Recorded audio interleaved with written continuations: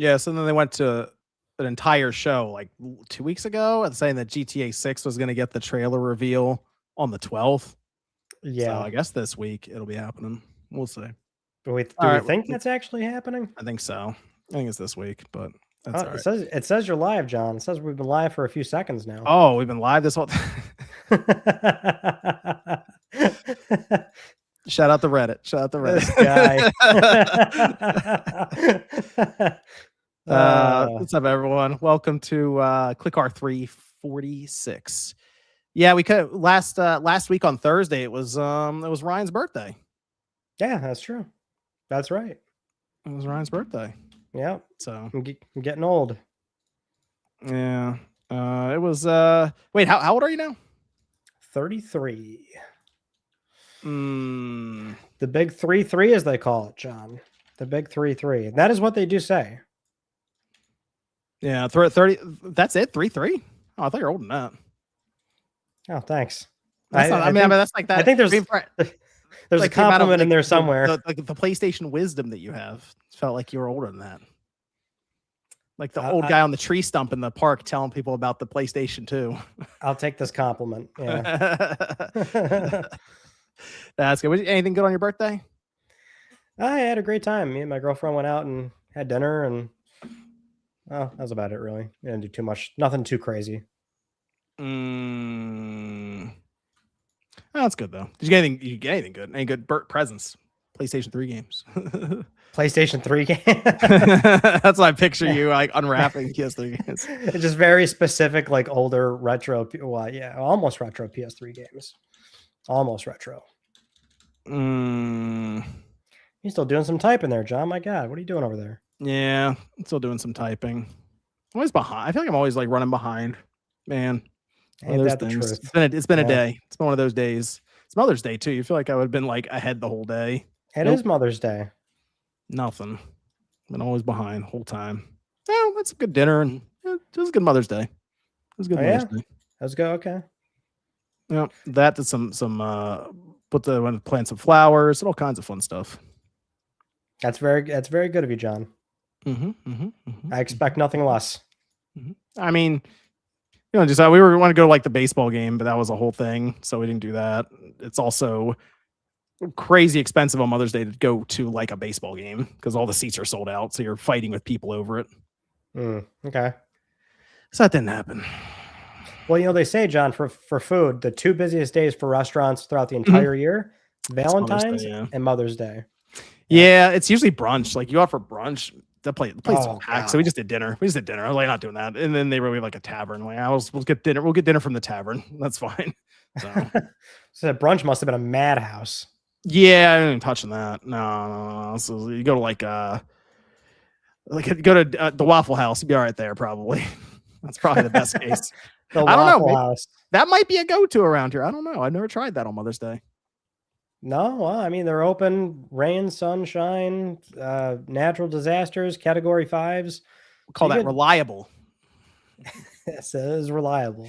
The IHOP is crazy around here on Mother's Day. That's where it is. You will drive by and like there's a line of cars to get in the parking lot on Mother's Day. I do remember my mom used to love IHOP. She'd love to go in there.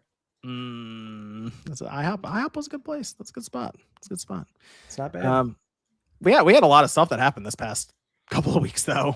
Well, it's great that we didn't do it on Thursday because it's like that night they released financials and that's where like a lot of crazy stuff came out. So I think like as far as a little over 2-week show goes, we're like kind of on time to cover some pretty big pertinent items. What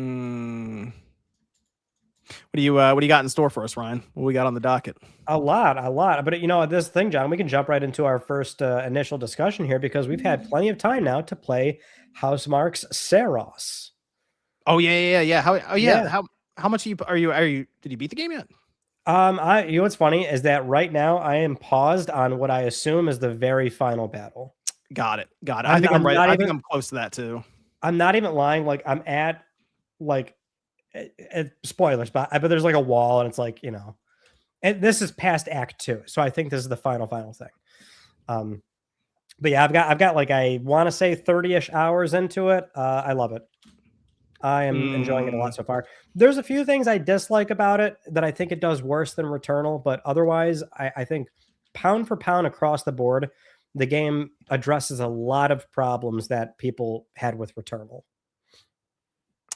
Yeah, I do think so. There is still it still kind of walls you off a bit from progression. I noticed that. Yeah, Like the skill tree, it stops yeah. you. Well, that was funny because I thought to myself as we were building up to the launch of the game, I'm like, well, they're definitely reducing friction by having a proper skill tree. And it's like that will genuinely make you feel more powerful as you go through the game.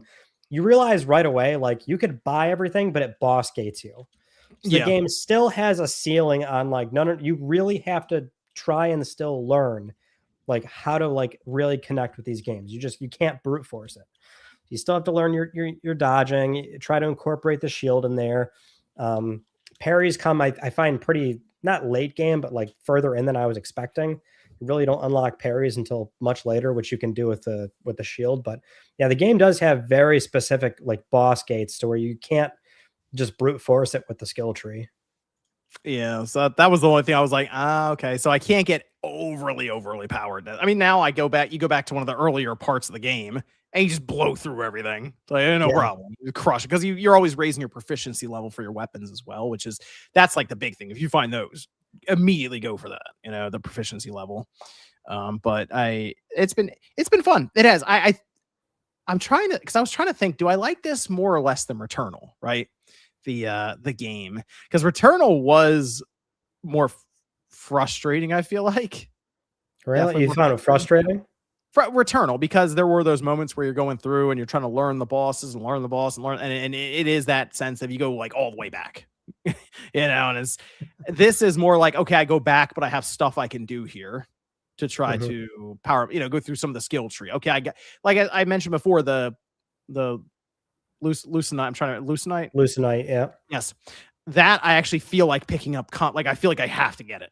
In Returnal, it's like, okay, I'm going to try to get it. Sure. Because, you use that on that run specifically and that's it. Here, it's like, man, I need this stuff so I can keep powering up. But eventually get to the point where you need the purple, purple spheres. Halcyons, I think is what they're called. Yeah. That's the thing that I started to get stuck on. I started to fill all the skill tree up except for that. Like I needed more. So I went back to some of the other, like the older spots, and I would go back through and I would find more. And then there was one level, a little harder, further in, but I had like 25 of them in there. And I'm like, where are these? So I just kept going through and I would break the red. Okay, there it is. It'd pop up. So it was just, you go through it a bunch of times and eventually you'll get them all. So the only thing I will say, I like Returnal more for, it has more of a horror isolation element to it than this one. 100%. There's people around you all the time in this. I don't say all the time, but a lot of the time there's people around you. Yeah, well, so that's what it surprised me about Saros is I was looking forward to this angle of a very similar Hades setup. Like in between your runs, you get to like talk to people and like get more dialogue, and so there's always that like middle run section where you actually enjoy this aspect of going back to your hub area and talking with people. But in hindsight now, I'm like, I really love the isolation factor of Returnal and how that leans into the narrative so deeply, and that all the logs you find in Returnal are Celine on like different runs. And, it still always bothered me that Returnal's story was very obtuse. And like, even after you get the true ending in that game, a lot of people still tend to wonder like what the hell even happened in that game. Here, it's definitely more in your face. It's still not super like cut and dry as to what's going on. So, it helps to pick up all the text logs and everything to really get deeper into it. But I now appreciate Returnal's story more for the isolation factor. Whereas here I wasn't really vibing with like the midsection portions where you're talking to everybody. Yeah. I mean, the story still kind of plays into these people having roles in his, I guess, actual life that they're kind of alluding to, and but it does have that. I don't know. It's still kind of vague with a lot of the stuff that they're trying to put in front of you at times. Like, like how you should interpret it. Yeah, it is still, it's vague for sure. I think you can piece it together a bit better, or at the very minimum, you kind of get an underlying idea of what happened. Like with the Echelon 4 arriving on Caracosa, right off the bat, there's Echelons 3, 2, and 1. These, they're trying to terraform this planet, take all the Lucenite, and this company you're working for is like basically terrible and they don't value human lives. So it's like right away you can kind of get an idea of, okay, some shit went wrong here. You know, Returnal, I think there was certainly that mystery and intrigue of like those like jump cuts that you get to during the house sequences, and you're like, Mhm. what the hell happened on this nighttime drive that Celine was going through? What happened in this house? And so I'm now appreciating Returnal story more in that sense, which that surprised me the most. I didn't think I was going to walk out of this liking Returnal story more. But this is a gameplay ass game. Like it's just a Yeah. gameplay ass game. Damn, does it feel good. I am loving how I just want to go back in every time a run is finished. Yeah, you keep the loose nights, but also you lose as a base mechanic 50% on death. So there is still like the risk level involved. You can upgrade and start to knock that down as well. Yep. Yeah. But you're So you can right, get you do lose a chunk. I can get it down to like 45, 40%. So you can like retain it if you're dying a lot.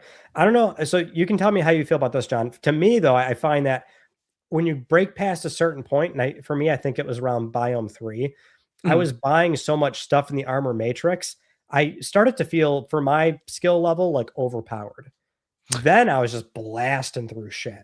Like the There is a first time I point. see it. There is a Yeah. point. Yeah. There was one boss that was kind of annoying, that I had to deal with because it was you kind of had to have the right weapon for it. Is a flying boss. And you had Yeah. to have almost the right weapon for them. And what I mean by right weapon is I needed one that had some of the tracking to it so I can keep hitting it while it's flying around easier. There was one pistol I had that was like a pistol shotgun on it. Like it wouldn't shoot very far and it was kind of annoying. I got to that boss with it. I'm like, I can't hit it. I'm stuck. So that would happen occasionally, but you're right. You would dump enough into the skill tree to where you would start to feel overpowered. And especially if you did the eclipse early on in your run and you were able to survive a lot of it, what that would do is it would give you more loose night, but it would also power your proficiency up faster. So there was one point where I got to a boss and I definitely was a higher proficiency than I should have been. Like I was a 30 something proficiency early on. I'm like, that's not supposed to be this high up. But I was also able to get like all the audio logs. I think I almost got all the audio logs in one run for one of them. It was like Oh, yeah. 8 audio logs, I think, but I was able to get 7 of 8 in one run the first time. So, and I will say that there were 2 areas that I cleared first time. Yeah. So I do feel like this is definitely, I feel it's just easier than Returnal outright. Yeah. Yeah, I think so. Like the first boss was like, oh shit, this is crazy. It took me like 3-4 tries. Same for the second boss, third boss, fourth boss, and I think the fifth one, first try. But it's just I kept keeping enough Lucenite to progress through the tree faster. And I know that's not the same experience for everybody. There are some people that might need, the armor matrix to get you there. But for my skill level, like I was at that point, I was just clearing them no problem. I will say once I got to I think it's called the Occult Haven, which that's like biome 6 or 7. I can't remember exactly. But that one actually was giving me some problems because it's structured in a way where it's not easy to like, if you need to go back early and run, because you can like use the world dial to just jump to shit. Yeah. And I kind of like that the game values your time better as a roguelike, where if you want to just go right to that biome, because you have the armor matrix, it raises your floor. So you don't feel inclined to go all the way to 1 just to, but the one that is further in and it's not as easy to go back to earlier biomes to run through it and power up. That one was giving me some problems. So there was like a weird, stop you, there was like another skill jump that it kind of caught me off guard. So it's a weird pacing wise. It was a little strange. I did a run yesterday from 1 to like all the way up to like 6 or something. And I got all my proficiency so high and I was like blasting through the nightmare strands and it was like not even a fucking problem. Wow, like there, yeah. no, I got to do more of those things. whatsoever. I've only done like a couple of those nightmare strands. I got to do more of them. Yeah. Well, the first time I did one, it was like the first one I saw in biome 1. I'm like, yeah, let's go for it. And I was like, this is fucking crazy. Holy shit. I like barely made it out of there alive. And then, yeah, the one run where I just kept everything and went ham, I was plowing through it. I like the game. It's good. It's very good. Right now, it's I think it's an 87 on Metacritic. It was 88 for a while. That Giant Bomb one hit him for good, but we were pretty much right on the money. We said high 80s. We said it'd be So, higher than Returnal, yeah. but we were in high 80s. I don't think we went into the 90s for that. I think we were like that 88 range. Yep. Yep. So So it was right there. it did decent. It did decent for sure. I am wondering if this is going to do better than Returnal in terms of their sales. Yeah, so there were a few headlines about that on the PlayStation blog for the PS Store sales charts. That's digital only, obviously. And it was only available for 1 day in April. There was the 48-hour digital deluxe edition early access, but obviously it was not available for long in April. But for the month of April, the game was number 11 in the US, US and Canada, and then number 17 in the EU. And for the UK's physical sales in April, Saros was number 3 behind Cyberpunk 2077 and Tomodachi Life. Yeah. I mean, I hope the game definitely does better than Returnal. At the very minimum, it doesn't have to do the kind of numbers a Ragnarok needs to, a Spider-Man. Right. You know, I think Sony's fully aware of that. The labor is in Helsinki, Finland, so they're not paying California wages to make this game. So it's at least depending on context, you know, the game I don't think has nearly as much financial pressure, but I do hope it does better. I mean, I don't think Returnal sold like crazy numbers or anything. We got, I think the only figure we have is still kind of old. I think the only official metric was like 600,000. Yeah. So which is, I think it's easier to recommend this one, I think, to people, because I think Returnal, people were somewhat hesitant to recommend it because it it wasn't easy. Again, it's a difficult game. But this one, though, I think is much more forgiving. So it's a bit easier, I think, to recommend for people. So I'm hoping it does well. I'm hoping it's, you know, cracks 1 million fairly quickly, and then they can breathe a sigh of relief and be like, okay, we're good. And then move on. I am curious, though, because the thing with this game, though, I will say it does still feel like Returnal. You know what I mean? Oh, it's obviously not a departure. We knew that going in. What do you want them to do next? What do you think they should go on next? Oh, what should they do next? I mean, the game's out. You know, they're going to start thinking about this too. Yeah, I know. It's weird because I think this studio is now in the position a lot of other PS studios are in, and that a lot, like all these teams put out these sort of newish, very transformative experiences on late life cycle PS4. And then they did like one sequel on PlayStation 5. And for a lot of folks, like the novelty wears off, right? It's like, you know, we already had a Tsushima, we already had 2018 God of War, we already had Spider-Man, we already had Zero Dawn. So these sequels kind of, you know, there's like this fatigue of like, oh, another one after that. I don't know. So now Housemarque is there with Returnal and Saros. I do think I want to see a third Returnal-esque game out of them, but I'd like them to maybe be a bit more bold with changes. I'm not sure I want to see them like completely depart away from this like third-person roguelike gameplay just yet. Because I think another swing at it. I think fundamentally the thing that is keeping both Returnal and Saros back for me is that the game is still very not shallow, because the moment-to-moment combat feels so damn good. But there's still roguelike elements that they're just not nailing. And like the big one is just there's no variance in runs. You know, both these games, they're so similar in that you're just looking for more health and power. Right. That's all, you know, it's like a lot of roguelikes feed into that RNG and then sort of splinter off that RNG by the thing, like the weapons you pick up, and then the sort of ability modifiers turn into dramatically different builds. And Returnal and Saros just don't do that. When you're playing both these games, you're looking for health, and Saros, you want health and power, unless you're looking to farm Lucenite. And you're also looking for your favorite weapon. What about like a melee focused Housemarque game? That's what Radic was saying. No, I gotta have the bullets. You like shooting the bullets? Huh? Okay. You gotta have the bullets. You gotta be able to shoot. I mean, it'd be interesting. That would be interesting, but I want variance in weapons. These games just don't. I think it's John. Is this not your mileage right now? Like you have a weapon in that game you like. It's like, oh, I got to find that. I got to find a good one of this, and that's all you're looking for. There's just no variance. What's frustrating for me with Saros is that I think a lot of the weapon. I hate a lot of the weapons. There's the one. You know what weapon I can't stand. Whenever I see it, the pellet sprayer. I don't even pick that thing up. I don't like that. I don't like the sort of not a chainsaw, but you like shoot blades out. There's only one version of the crossbow I like. Oh, I like the one that shoots. Well, okay, hold on. There's one that shoots 3, and you just hold it down, and it'll keep shooting them. And there's one that you Repeater, charge. repeater Um, crossbow. yeah, I like the repeater one. I'm okay with that. Yeah, well, that's the 3 at one a I like. time. Yeah, yeah. So for the ones that I don't like are the ones where it's like you have to charge it up and shoot. So then Okay. it's like much more gambly on like Those when have you're like able to fire. the damage over time though, so it hits and then it just keeps like ticking their health down a lot of times. It's What do you think about the shotgun though? no, I don't like that. See, I don't like Really? it. Well, I don't like it in Ah, Returnal, and I don't like it here either.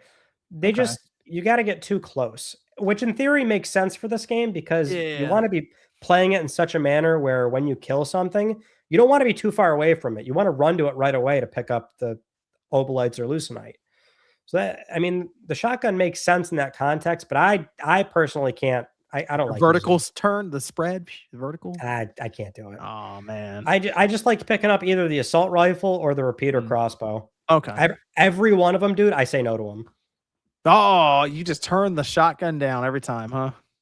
I don't Man. like them. I can't play. But that's the thing. Like I think the weapons need to be better, but I also think there needs to be a better splintering off of the roguelike weapons and builds that you. It's the same every time. Yeah, see, I think Returnal's weapons are better too. I that's tough for me because I think Returnal for me is the same problem, and that the only thing I like in Returnal is the Hollow Mhm, Seeker and the mhm. Electropylon driver. Hollow Seeker's pretty good though. Oh, that's a good But one. if you don't find those, like your run sucks. And I think that's kind of a feel bad moment for both of these games because it's so Mm, weapon dependent. Whereas other roguelikes, when they, you can build something different every time and you don't feel like you dislike it. hmm. That's my so if they did a third game, I'd still want them to stick with third person shooting, but I want them to really go all in on making sure the RNG nature lets you build Yeah. something out This creatively. one, they it felt like they went further into sci-fi for this one than with Returnal. Further, It further did because inside. for I saw Returnal more as a like the psychological kind of Okay. side, like that kind of.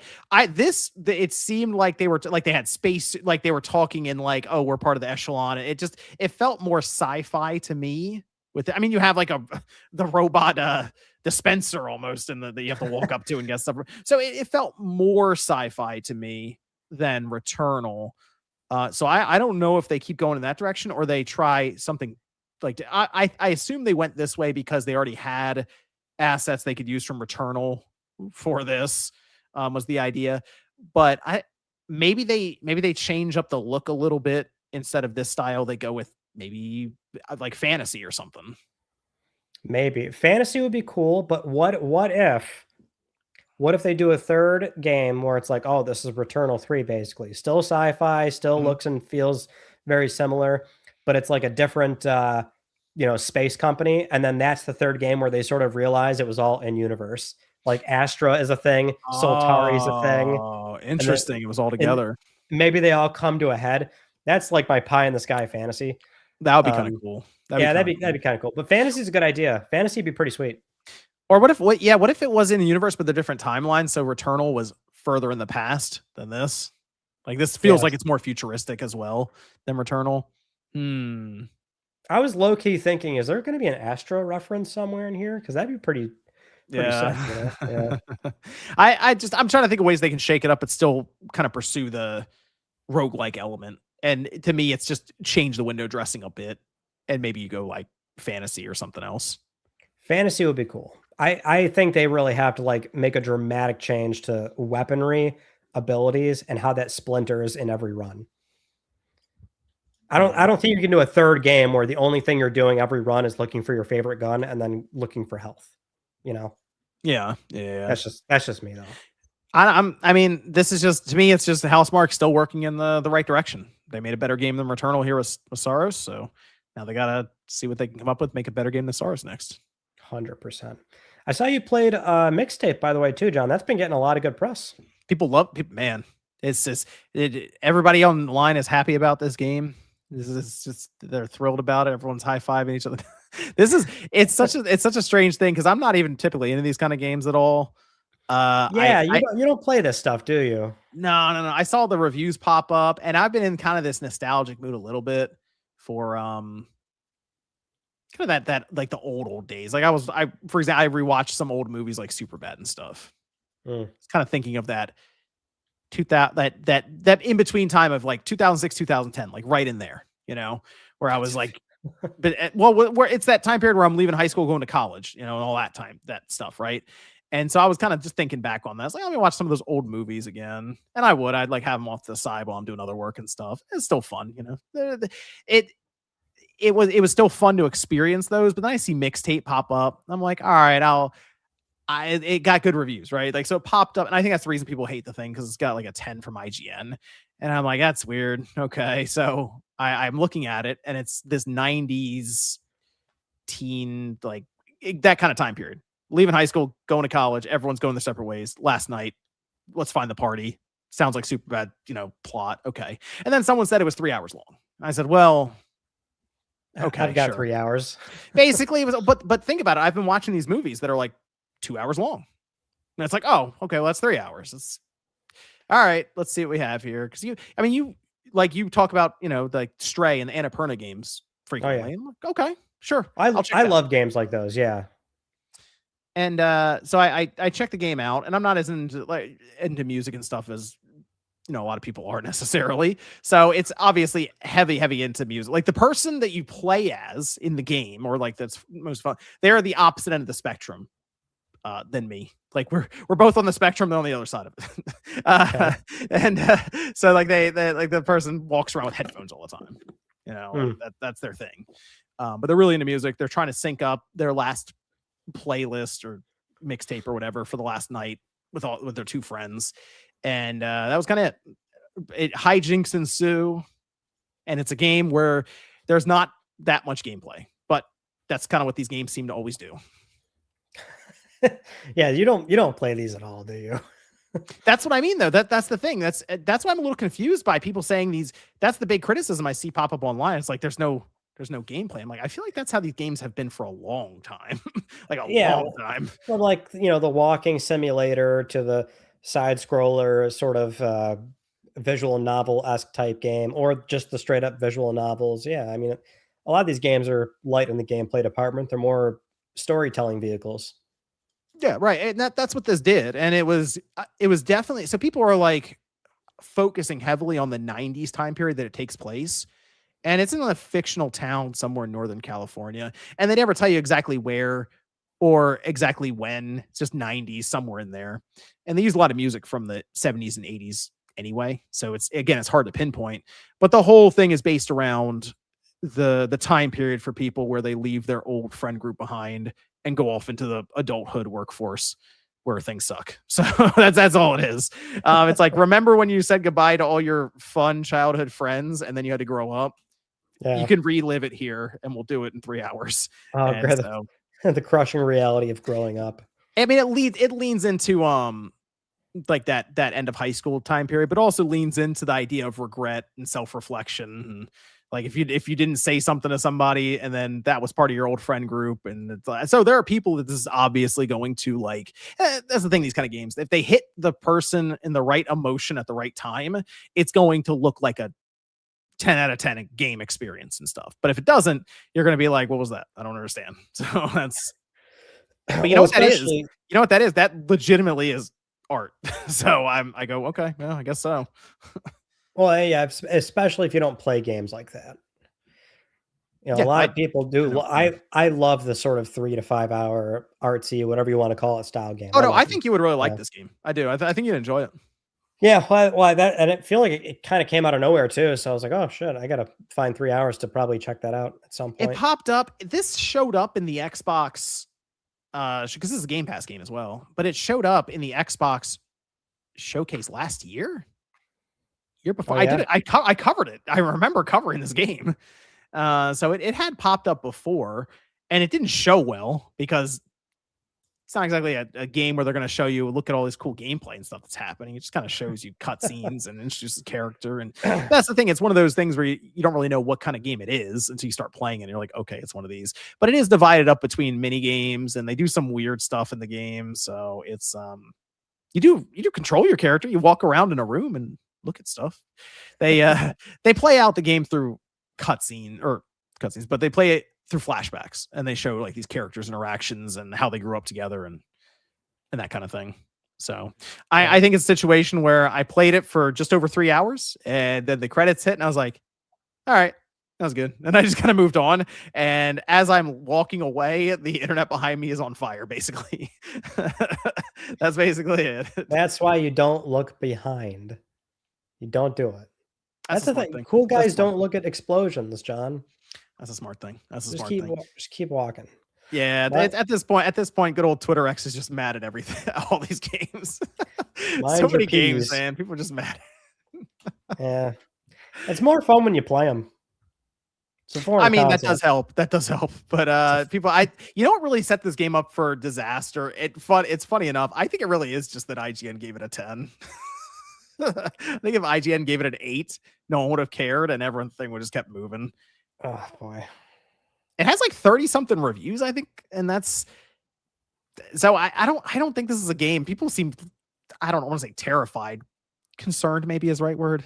Pre-angry, is there a thing for that? Like preemptively angry about it being nominated for Game of the Year. I'm like, I don't think it's doing that, guys. I don't think that's happening. Not enough people have. I mean, first off, you see a game that pops up and it's Res Evil 9. How many reviews does that have? Like 120 or something like that. You know, so there's a difference, and you got to have enough people who have played it, who also felt like it was a 10 out of 10 to put the vote in over. You start thinking about these games that are coming in at higher reviews as well with that clip of reviews, and you start counting them out, and you're like, okay, yeah, there's probably not gonna be a slot, you assume, at the end. Like, let's say even, I mean, if we just assume GTA 6 is as good as we figure it'll be, right? Where it's going to come out and it's going to be this generational release. You assume that there's this Ocarina of Time remake out there that also hits. All of a sudden, there's 2 slots gone, and then you have, you know, Resident Evil 9, and you start filling up the list, and it's gonna be tough, basically, to break into it. Is what I'm saying. This doesn't seem like a game to me that would be there necessarily at the end of the year. Well, it's also you know, categories. I'm sure it'll have plenty of chances to probably find a nomination somewhere for something, you know. Narrative driven, yeah, like narrative. I don't know, can you do soundtrack, because it's all licensed music? I feel like you can't do soundtrack for that. They no, probably not. They pick some good music. It's like, probably not. But I could see narrative, yeah. Yeah, it's got a cool art style. Could be that, you know. Yeah, I guess you could say like art style. Yeah, it's got a unique, yeah, art direction for sure. Art direction. Are you gonna move to this after SARS just to knock this one out? What, mixtape? Yeah. Yeah, I might. I might line up a few like smaller games. There's like a bunch of small things that came out recently. Between that and like Incompany came out. That's cool. You're like running a convenience store, and same thing, just a storytelling vehicle. So I love stuff like that. And they're always great palate cleansers. Like that's what I love to do with those games, is stick them right in between like a Rebirth, a Expedition, and so I'll probably play a few of those smaller ones. It is rated highly on Steam. Yeah, you're right. Again, people, I think for the most part, people will be like really, really happy with the game, or even if they're just like, it was cool. It's, you know, a 4-hour, $18 game or something like that. So it's, I don't know. I'm surprised that this much effort and time is going into the frustration around this game. It's just for some reason, Twitter. Sometimes Twitter just makes me laugh, and this is one of those cases where they make me laugh. It's not even a real place. When you really think about it, it's not a real place. I mean, sometimes some of the tweets are so dramatic. What you want to do, if you just want to have some fun, like if you're like home by yourself, just read some of the tweets that are really dramatic. Just read them really loud in your room. No, that sounds like such a bad idea. But you'll see how cartoony a spoken Twitter X really is. Well, listen, it's not like I don't see it on occasion, but I do a pretty good job of trying to make sure that I don't care to humor any of that shit. Sometimes it's just funny to read it. Interacting with it is terrible, because there's no good interactions on that platform. You can watch like clips of, like I watch clips for sports or whatever, and it works well for that. Definitely, like when it pops up and it's 30-second highlight or a minute highlight or something. That's a great way to like see content there. But like the tweets and there's so much engagement on it. It's just funny half the time, because no one's actually doing that in person or real life. No. Well, with that said, John, let's get into some news. We got a lot of things going on, obviously. So first things first, we have the PS Plus Essential May lineup. It's already live. That's EA FC 26, Wu Chang, Fallen Feathers, and Nine Souls. Wu Chang came out last year, so it's definitely something worth checking out. It's like a 7, 8-ish out of 10. Souls-like, I believe, if I remember correctly. I couldn't get into it. I tried. No, didn't work for me. I gave it a shot though. I did. Perfect candidate for Plus. Just it wasn't Game Pass. It was in Game Pass then. I still couldn't connect with it. Yeah, if you had Game Pass access, you'll try it right away. Before we get into the major hardware news, we do have the PS5 price increases in the Southeast Asia territory. That's already effective, but that was back on May 1st. The price went up for the PS5 Disc, Digital, Pro, and the Portal in Singapore, Malaysia, Thailand, Indonesia, Philippines, and Vietnam. Things still getting expensive. Speaking of expensive, we have a few lawsuits going on. This was a pretty high-profile one, just for the paltry sum that PlayStation's paying out. $7.8 million over a class action lawsuit. It was filed back in 2023 against Sony holding a monopoly on the market on limited third-party digital game sales. This is one of many different lawsuits PlayStation is facing because they got rid of game vouchers at retail. So that's why they're always liable. So this is not finalized, but the payment amount would be $7.8 million to anyone in the US who purchased a specific digital game from April 1st, 2019 to December 31st, 2023. There's going to be a fairness hearing, and once that's locked in after October 15th, you might be eligible for a slice of this very small sum of money. How many fives of dollars are you going to get back, Ryan? Dude, I'd be shocked if you even get $5. Oh yeah, well you didn't. This would have been for physical or digital. This would have been digital. Well, yeah, digital. But here's the thing: there's a list of games on the class action site that's like eligible. It's about 100 games. It's like EA, FC 2021, 22. It's WWE games, all these high volume third party games, which it's going to be split based on people that bought them. So I can't imagine you're going to get more than a few dollars. Yeah, no, they're going to send you a check and you're going to be like, I don't know if this is worth the postage in the paper. But, okay. But they have to do it. It's just, it's part of the lawsuit. The thing that is, of course, coming out of this is that Sony didn't have to necessarily admit wrongdoing because of settlement. So the fact that there's a settlement, it kind of shows it's like, I mean, they know what they're doing there. They know what's happening. They're making it so everything's funneled through their store. And that's kind of that. $7.8 million. That's so little. Yeah, it really is. It's I guess it's worth it to them for what they're doing with the store and keeping everything. Like, you can't buy the digital cards at retailers anymore. Nothing like that. And I guess they're willing to pay the difference on their end through lawsuits. Yeah, I believe this one, if this does apply to you, it actually, I think they said it's going to just be like straight PSN credit, like even better store credit. Yeah. Well, it would be at least automatic, so you don't have to like fight for your $6. That's better. No, that's better because I can save that $6 for when it's time to buy Metro, and then they can hit me with the dynamic pricing again. That's right. You got hit with it. I did. I had video evidence of it. Video evidence. I caught him on camera. And I checked I saw that tweet and I was like, oh, let me check mine. And I got the lowest one, probably because I don't. They were after digital. Me. They knew. We already got this guy. Charge him more. It's like, okay. That's what you get for buying digital. Hey, I got physical too. I got both. Yeah, well, yeah, but they don't know that. I know. That's the thing. They don't know that. Stacks of physical games and they still come after me. Man. We had a weird thing going on with the PlayStation Store as of late. The deal section went missing for like 12 something hours, which immediately though, that was weird because it's like, yo, did they ever not have deals going? Eventually it came back up. It was gone on mobile, desktop, like straight up, no deals on PlayStation. I think there were some live, but you had to like manually check for them. Okay. Like PS Plus deals and stuff. But basically what we're coming to here is that now there's like a notice on the store says Wednesday the 13th is when the deals section will be back up. And there is like some, I don't know if evidence is the right word here, but people are speculating this is tied to possibly GTA 6. Fill me in on this, John. Yeah, so there's a lot of I'm gonna say hopium that something is Oh, happening this opium. week. There's a lot because the what would make the storefront go under maintenance that could affect something like I mean the deal tab is a big deal for Sony. That is, a lot of traffic goes through there. Obviously, there are many people, I'm sure, myself included. I'll look at the deal tab. I'll be like, all right, what's on sale? You know, so that getting affected, it would kind of feel like there'd be some substantial maintenance happening. And the belief is that alongside of I mean, there's stuff from somebody at retail over the weekend who's like, "Hey, I saw this. I'm at a place, or they said a retail chain, I think in Europe that's not game. They want to say that specifically, and I saw something come through, and it says marketing, pre-orders, all this stuff is happening this week, coming up, May 12th."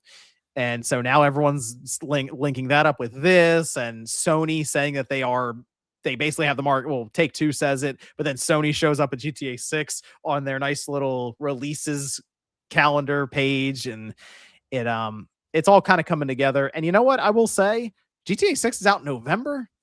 It kind of feels like you got to get the show on the road a bit here for the marketing. Well, they also sent emails out to anybody that, God forbid, only uses their PSN ID on a PlayStation 4. And that email is like, hey, just so you know, you might want to buy a PlayStation 5. So courteous of them to send out that email after they increase the prices. They know. They Now know. it's $650 to get a disc console. They know. They Yeah. know.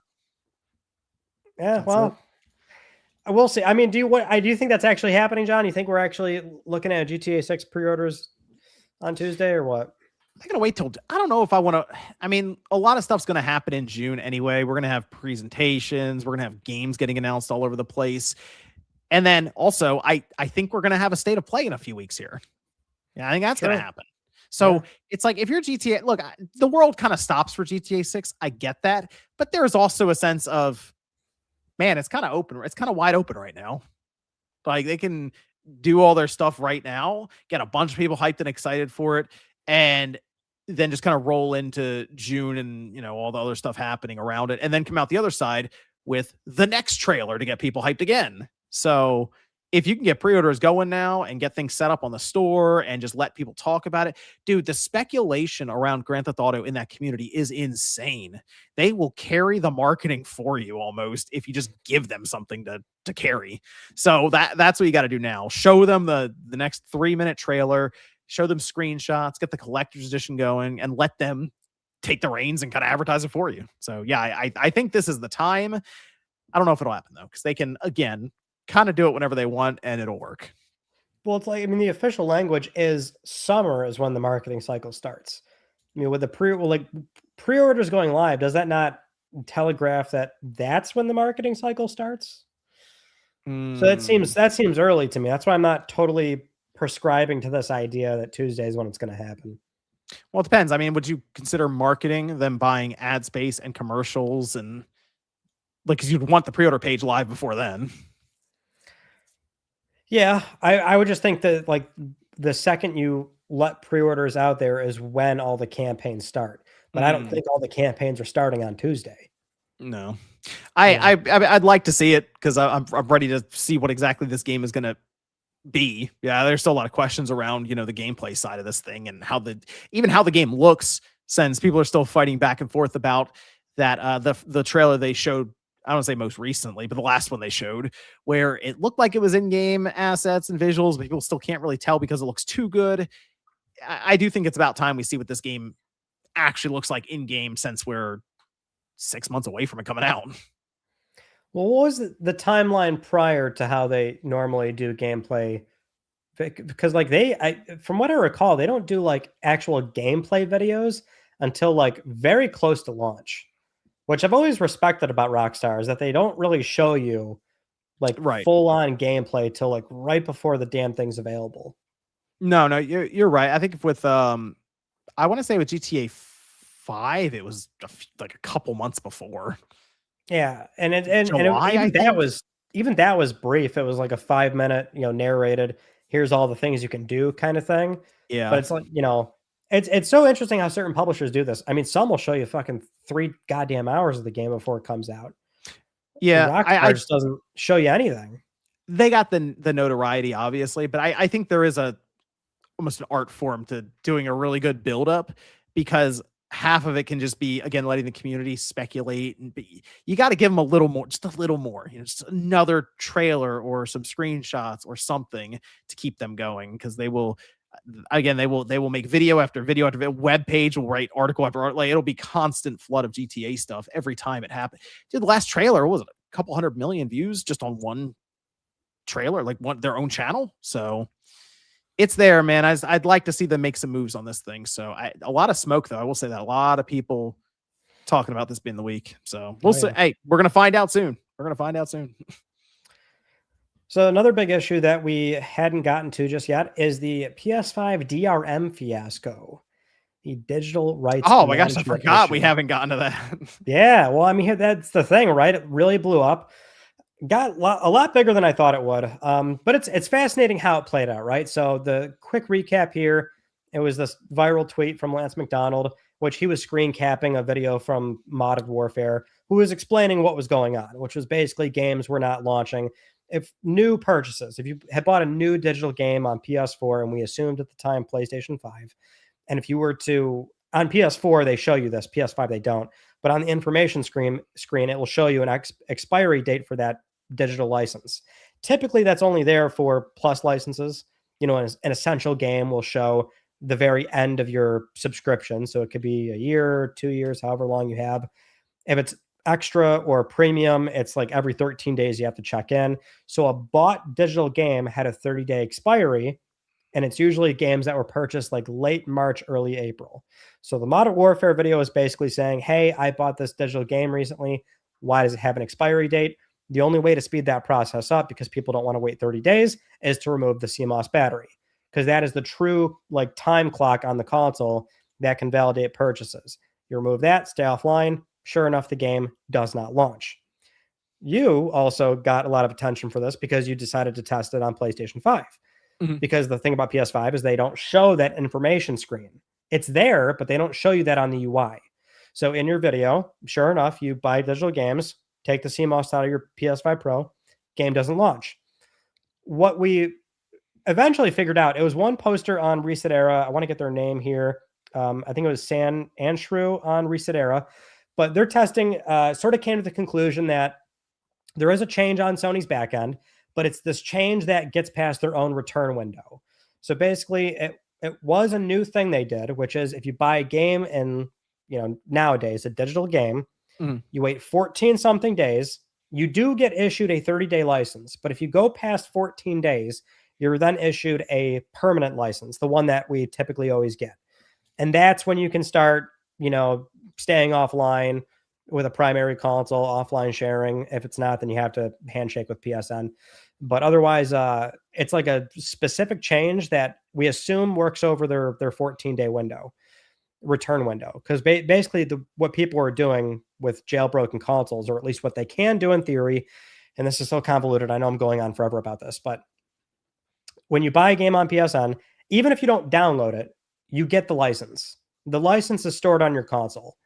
If you buy it via mobile, for example, next time you boot up your console, you don't have to download the game.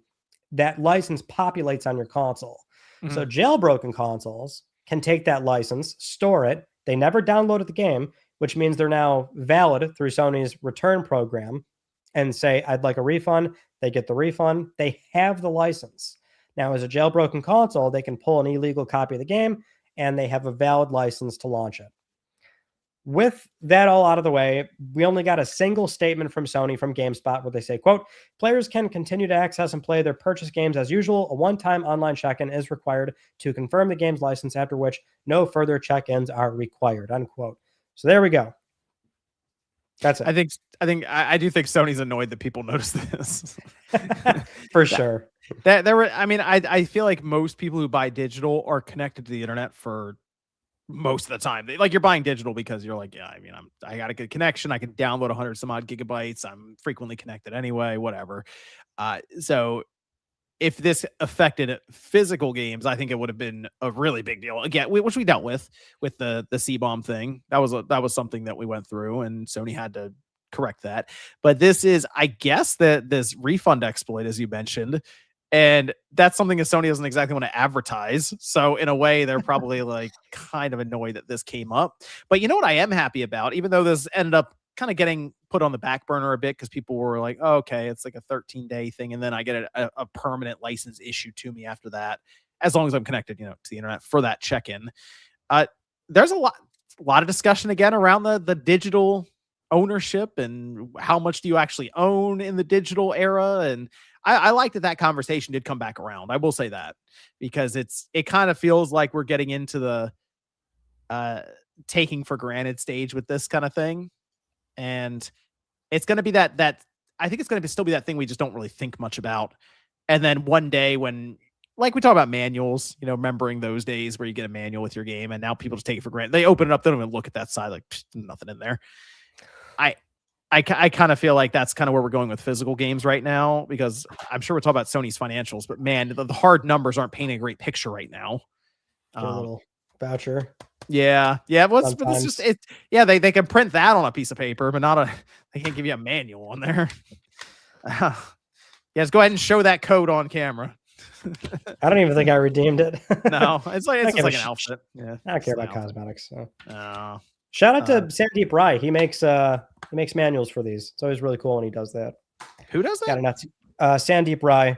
Too old for gaming, or too old school. What's his Twitter? Is that handle? the person who does it for the Switch games too that I got forever ago? I wouldn't mind buying some PS5 ones if they do that as well. Yeah, because he's also got the too old for gaming. That's the person I got. Is that the person I got the Switch ones from? If that's the case, then they did a very good job with that, and I will have to get some PlayStation 5 ones from them. Okay, here it is. Yeah, they made a ton. Oh, and they do a magazine, RPM, which I contribute to. RPM, the PlayStation magazine, unofficial. I might have to make a move on this. Okay. Yeah, they're pretty neat. I'll buy some of those maybe. We'll see. Put them in a video. Okay. Where was I think we're going to eventually take that for granted. So with it'd be something we think about from time to time in the PlayStation 7 era. We're like, remember when we used to get game discs and put them in our system? Now it's all digital. Now it's cool. Don't say that, John. People forget people tend to forget about like the SSD jump. We've talked about that. People forget about load screens already. I think they remember a disc that they had to put on their shelf in 10 years. I do like that the conversation came back up though around the digital stuff and how the thing people should notice is, man, they can change that like that on the immediate if they want. So keep that in mind. Keep that in mind out there, people. It's always an important conversation to have. Your digital rights, which you have little. Yeah, that is true. That is true. Yes. That's why I didn't mind it going around as much. Although some people got a little crazy on it. I do like that the conversation was there about DRM digital games, because it wasn't about. I mean, some people were like, maybe I will buy more physical games. I'm like, okay, it kind of had the effect. Then I like it. Before we get to a lot of our bigger PlayStation 6 stuff, let's knock out a few quick rumors here, some stories about just wider sweeping PlayStation Studio updates. So Marvel's Venom is apparently still on the way. We had a weird back and forth thing going on here. Yeah. I don't know so the Miles Morales voice actor, Najee Jeter, he was on the Love It Film podcast, and he did say that they were going to have a Venom game and Venom DLC, but he's like heavily insinuating that it was canceled. And that's partly because of the Tony Todd death, because he voices Venom. And then like right after that, like an hour or so after, Bloomberg's Jason Schreier on Reset Era is just like, that's not true. And then, like a few other people are like, yeah, it's not true.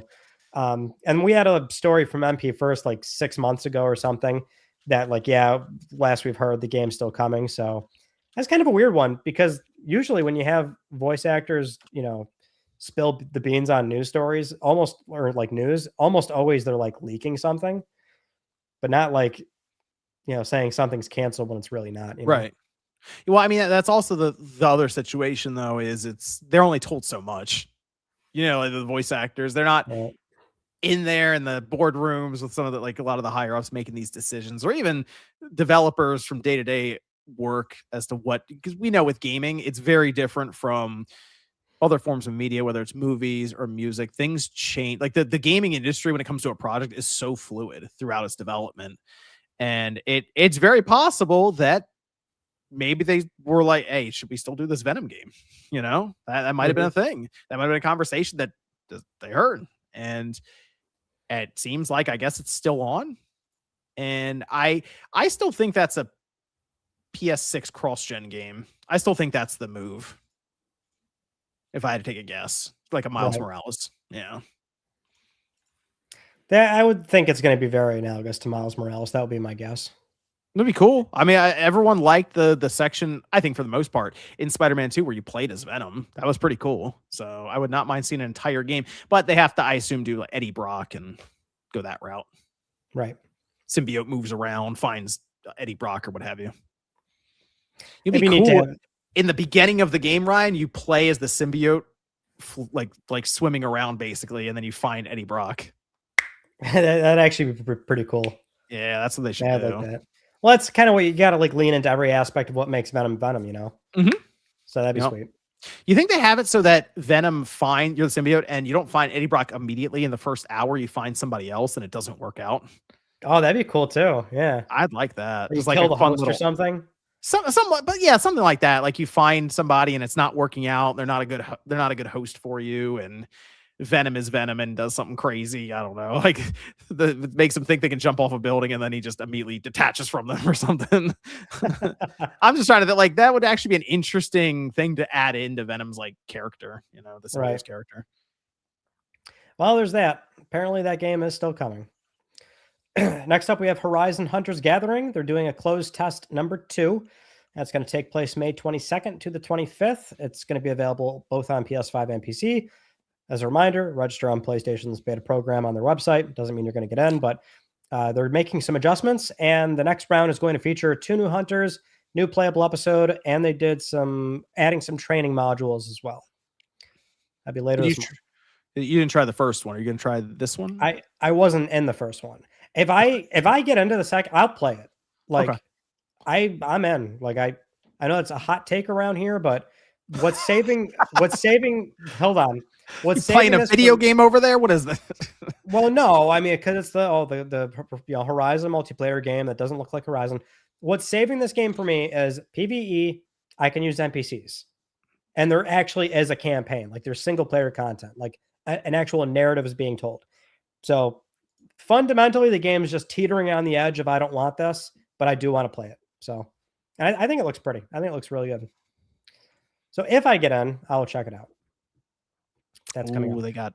They got Final Fantasy VII Remake Switch 2. They got Shadow of the Colossus on the PS4 manual.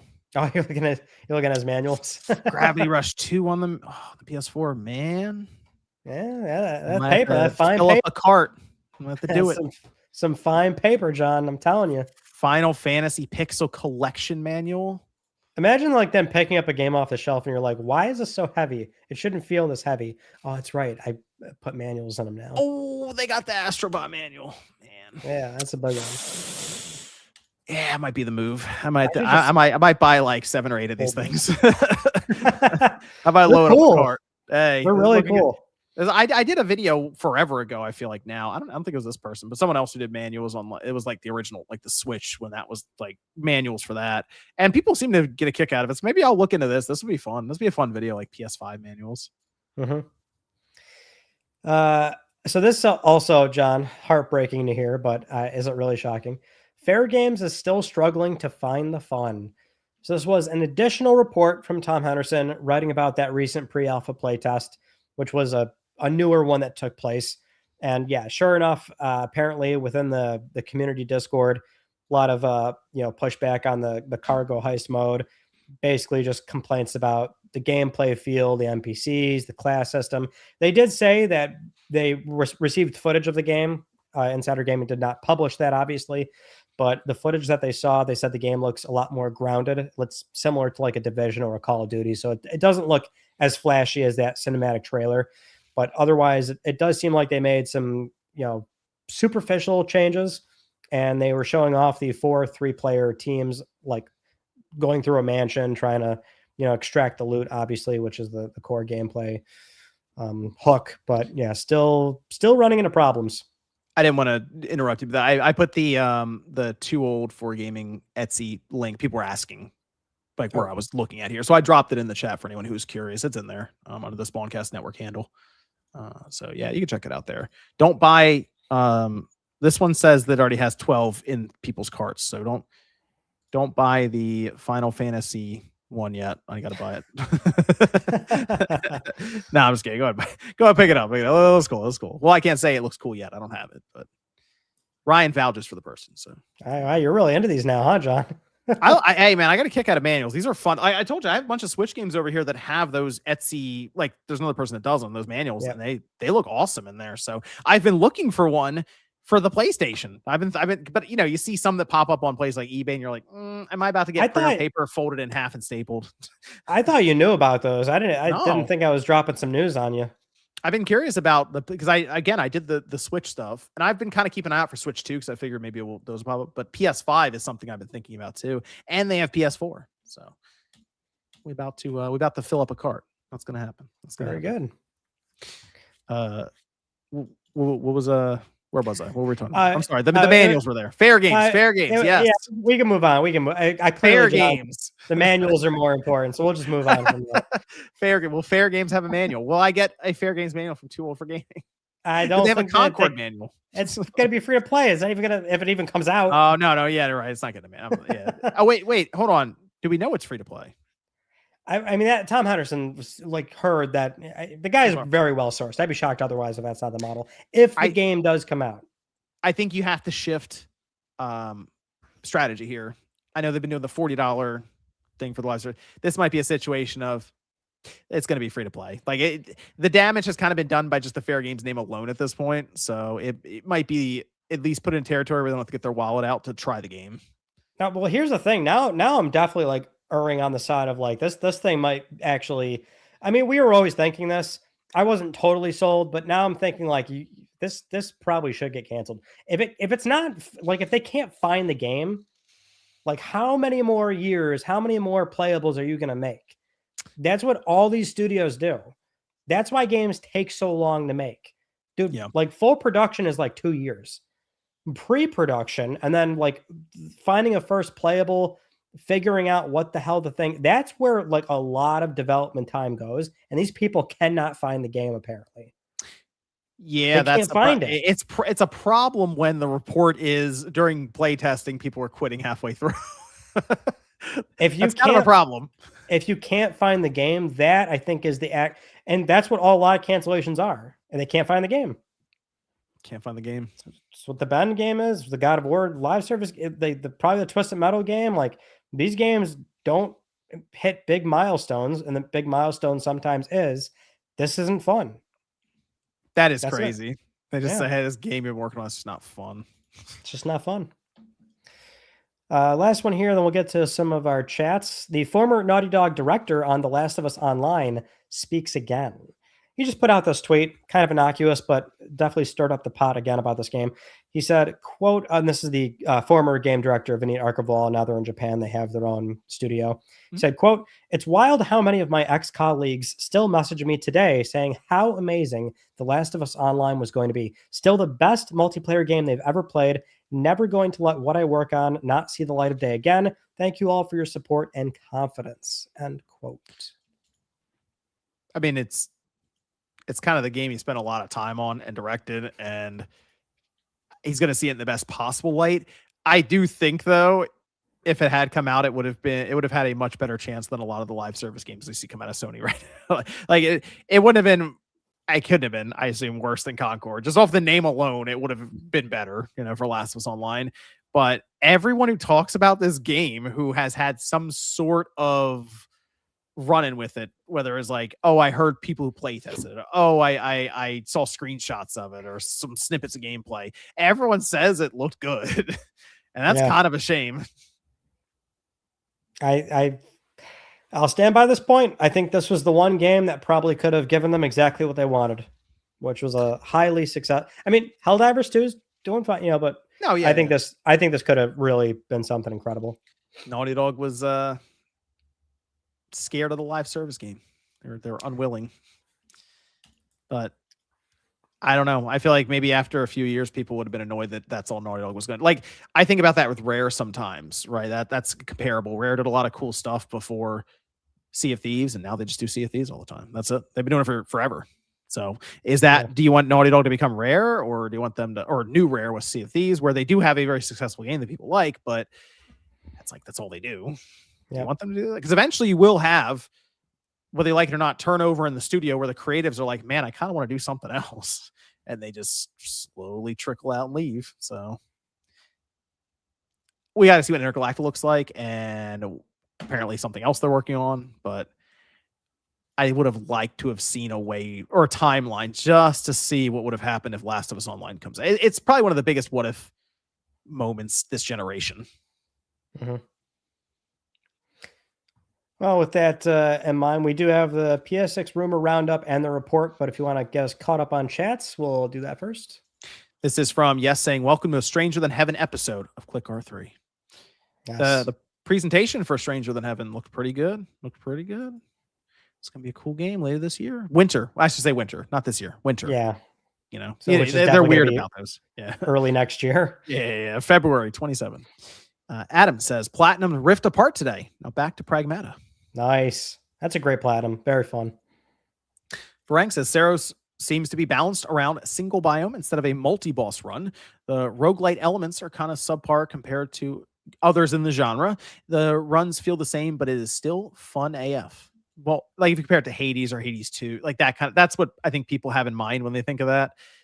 Yeah, I mean, those are much, much more fleshed out in terms of the roguelite stuff. Yeah, but I completely agree. I think Varang's got it pretty much right. Yeah, if you stick to like one biome and just kind of like do that, you'll definitely have more of a challenge. Toasty says, what do you think the form factor for the next handheld will be? What would the docking solution be? I feel like that the Vita had its own, they had like a little dock that you could buy separately, and I assume it'll be that. You'll buy it separately. I mean, Sony sells you the metal stand for your PS5 separately, so I assume the dock would be separate for the handheld. Yeah, if I had to think about like what the product lineup for the handheld would look like, I mean, they're basically going to say the handheld, and it comes with a cable and say go kick rocks. You know, they'll have like the dock, and that might be some stupid, obscene, like 50 on the low end, but probably something stupid like 80 to 100 to like get the proper dock.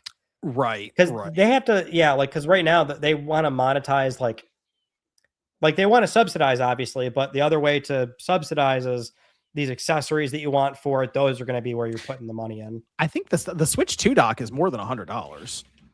Well, and that's what Nintendo did prior to the Switch 2 launching, and even prior to their recent price increase, is they did indirect price increases. The accessories went up first, then the hardware indirectly went up in price. When they got rid of that Mario Kart World bundle, that was them basically saying, we know everyone's going to buy Mario Kart World, so now that $450, you're spending an additional $80. Right. So they'll always try and increase the price in other areas. So I would think the dock would be separate and expensive. Switch 2 dock set is $125. That is so much money for a fucking piece of plastic with an HDMI. But Sony's going to do some, they're going to look at the market there too and be like, okay, our dock's $100 something too. So, it'll be similar in that fashion. But you're wondering about maybe the form factor. I think it'll be they still want to keep it somewhat thin. Like Nintendo obviously wanted to keep their Switch 2 thinner than a lot of the really chunky PC handhelds you see out there. So I think it'll be a PC handheld, but thinner. That's what they'll be going for. So something like that. Probably 8-inch screen, 1080p, high refresh rate. Maybe they work. I don't think they work an OLED into it, but no. LCD with 120 hertz display and good enough colors. I feel like a lot of people are happy with the Portal, how that screen looks. As I would say so.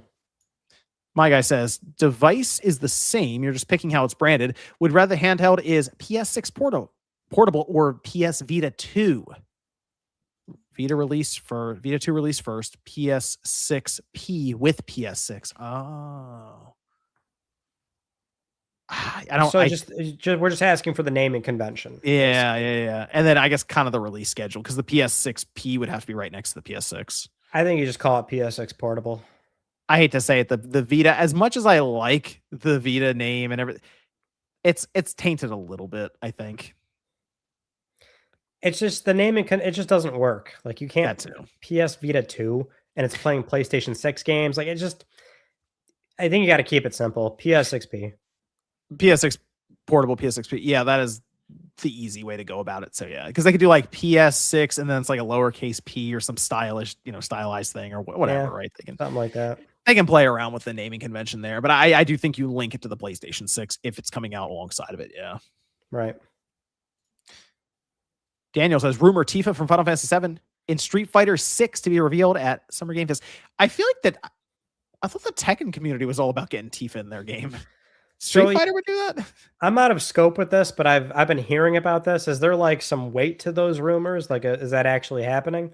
I feel like it was just a rumor that was spreading from somewhat reliable source, I believe, but that would be funny because I'm pretty sure Tifa was like being scouted by the Tekken community basically, and well, that's just the community though. I mean, they don't have the actual say. No, but I feel like they were like really asking for Tifa to be in the game, and that'd be funny if it showed up at Street Fighter instead.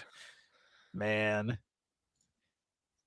Norfair says that I missed the GTA 4 part of the show again.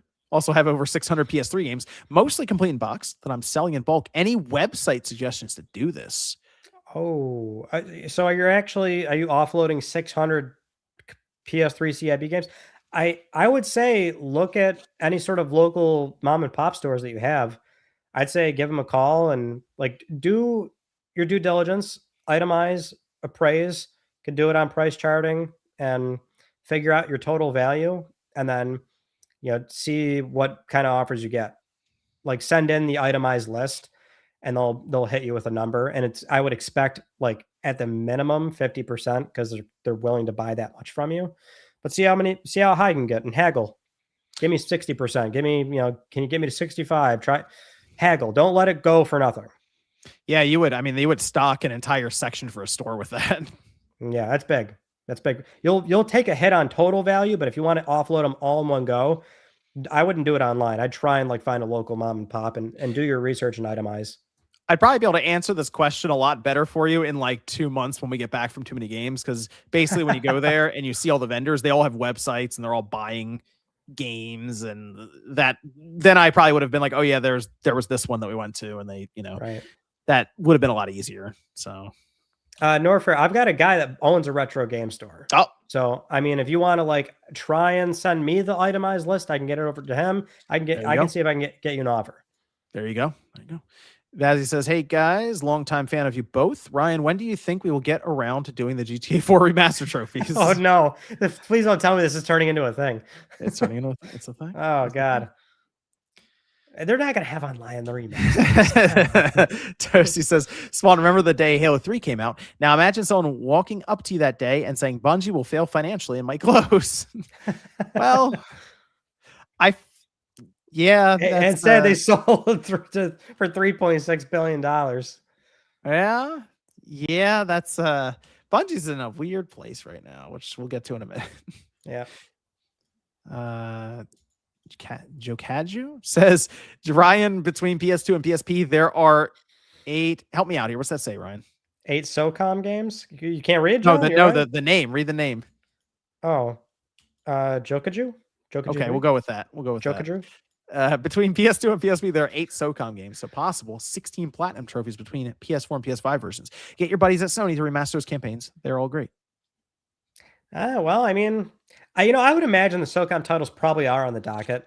It's just a paltry, slow rollout, So, Thought Gardener says, "Don't have anything to say. Just supporting you two. Hey, shout out to Thought Gardener. We appreciate it. Ben. We appreciate it." Jorge says, "You think Sony would create a dock for the proposed PS6 handheld, and would it be sold separately or included in the package like the Switch 2? I think sold separately." And I think they would make a dock because they will have all kinds of AI upscaling stuff in their systems. Also because they're with AMD, and I think AMD is also going to be pursuing that. So, right. Yeah, we just mentioned that. We expect they'll probably sell it separately. Yes, I assume so. I think because I think that's going to be part of their trying to keep costs down for that initial sticker shock is not have you. Although again, they will also be able to funnel you to their PlayStation store with the handheld. There is no disk drive or cartridge-based games, anything being sold. So they got can't Can't wait for the headline on that. Like, let's say this thing costs like maybe 600 on the low, like if that's like a low optimistic price tag. But then the headline is if you want the PS6 portable and the dock, it's going to cost just 700. And that's probably what it would be. It's not going to be outstanding. It's not going to be cheap. It is May 2026. Prepare for sticker shock now. I'll tell you that. So, but people are out here buying these PC handhelds. So I don't know. Oh, maybe And low volume.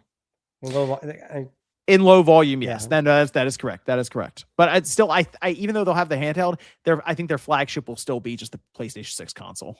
Yeah, I would expect so. Pooh Panda says, I'm looking forward to the prototype PS6 grill. It will be fascinating to see what the dev kit looks like. What kind of food can it cook based on the dimensions of where the fan outlets. Yeah. All right. Yeah. John, let's dive into all this PlayStation 6 stuff. Before the report, their financial report, we did have a rumor roundup from MP First. It was like this mismatch amalgamation of rumors. So I've got them all in a bullet point here just to list them off real quick. Sony is working on both 2D and 3D next-gen assets with the expectation of cross-gen titles. The company is working on next-gen social apps, things like video streaming and multitasking.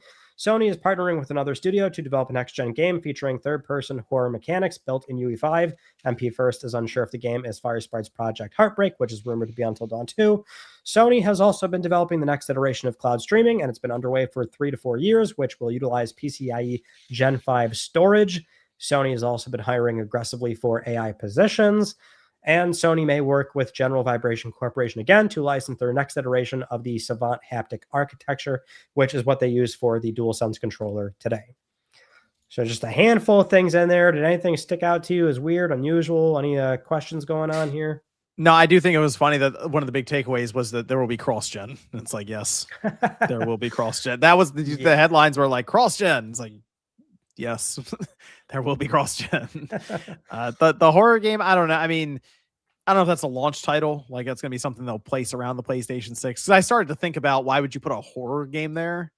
Because horror games aren't like typically, I don't want to say no, typically aren't massive system sellers. Technically, they would be maybe something you could tie to some new feature with the controller. You mentioned that there are some like things that they might do sensory, and maybe there's something tied into a horror game. Maybe that can read your heart rate. There you go. They can see you in the room and your heat signature. That'd be something else, dude. It's just like so unnecessary.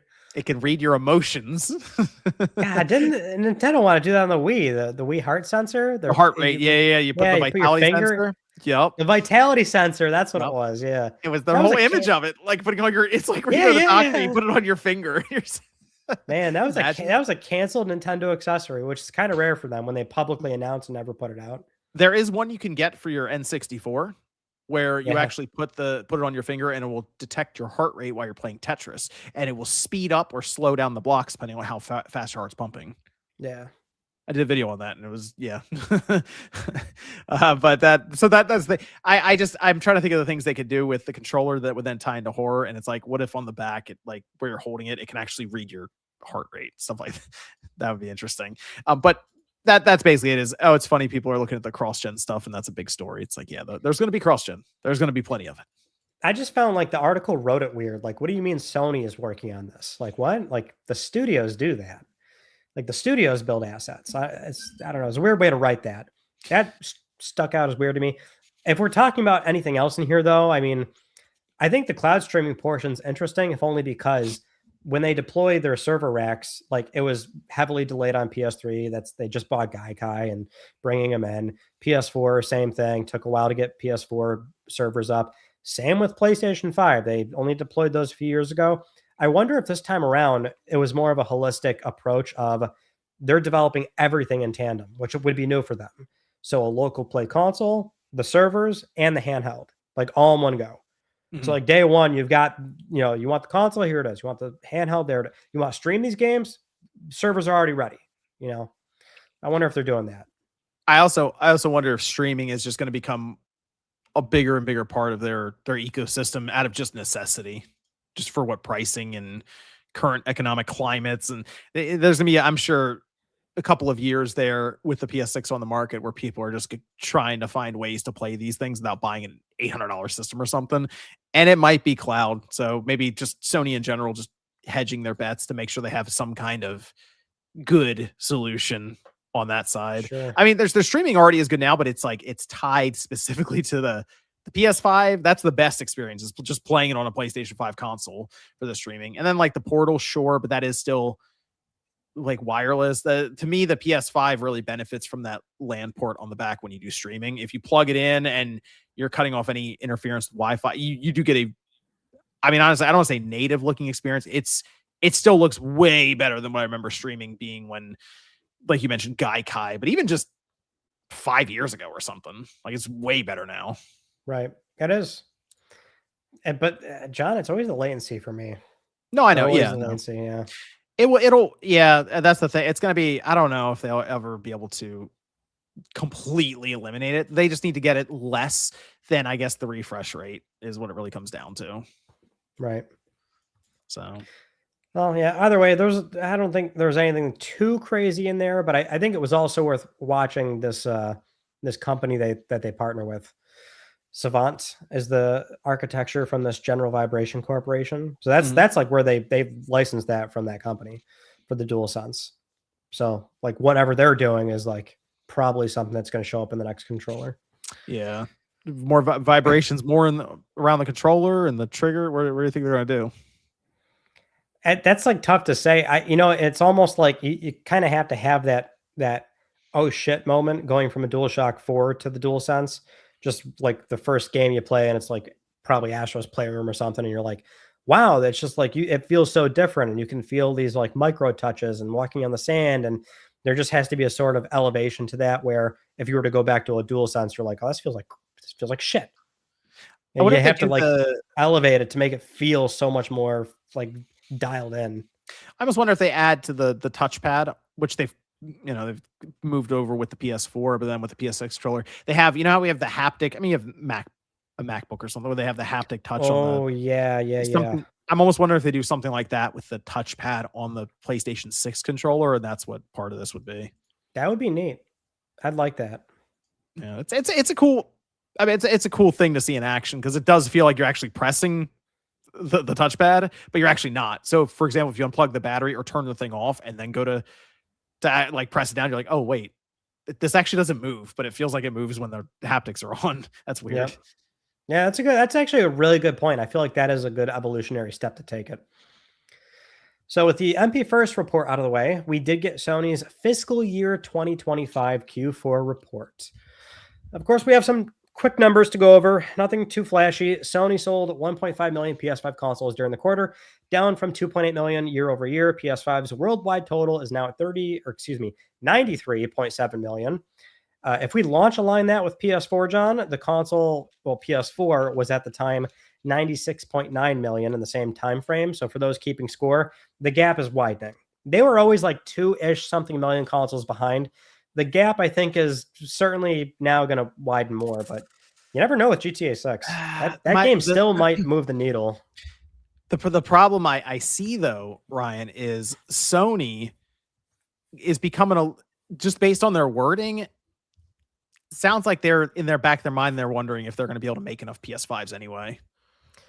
Yeah, I mean, there's a few angles that they were talking about in this report relating to memory procurement for even just PS5 minimum. Yeah, that's my concern. I don't think they're going to be able to make more systems than the year they just sold, like 16 million. I don't know if they're going to think, oh, we're going to make another 16 million. I kind of want, because they also mention being able to get the stuff, but then also profitability on it, right? So eventually they just go, we're in like the late half of it. Like we're in the late stages of this generation. We're already thinking about PS6. It's gonna be a whole thing. Do we really want to overpay for RAM to put in a system that we're going to sell for GTA 6? And then, so I think there is something to that where they go, we're not going to raise the prices for this kind of coast. Like if you look at Microsoft, dude, they just don't really ship Xboxes much anymore. Well, no, I mean, that's what is this not their fourth? Is it 3 years or 4 years? I think it's the fourth year it was down 30% year on year.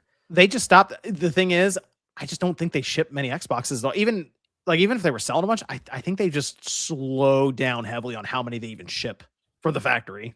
So I almost think Sony will kind of slow down a bit, not because necessarily they want to, but just because they are moving to the PS6 behind the scenes, and eventually you got to start figuring out how to get RAM for that thing, which you assume they've been doing this whole time.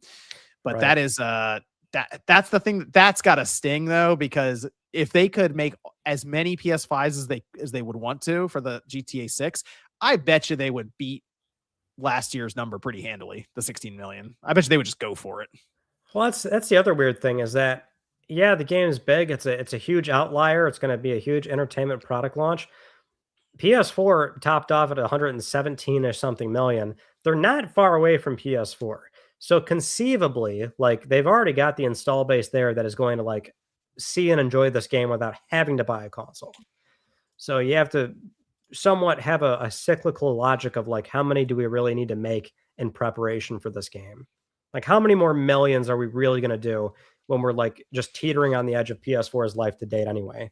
Right. That's the other thing. It's like eventually they start to slow down a little bit just out of the thought of we might run into a situation where we're starting to run out of people to sell this thing to, especially at the price point they're sitting now.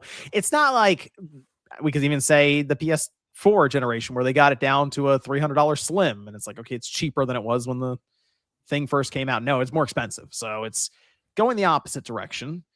And it's unfortunate because it would have been so easy for them if they were down to a $300 PS5 right now to just start loading up on these things and putting them out. They bundle with GTA 6. They figure all this cool stuff out to sell more. And then you know what? In a perfect scenario for them, perfect world, they might have had a run at the PS2, but it just we're trying to figure out if they're going to be able to.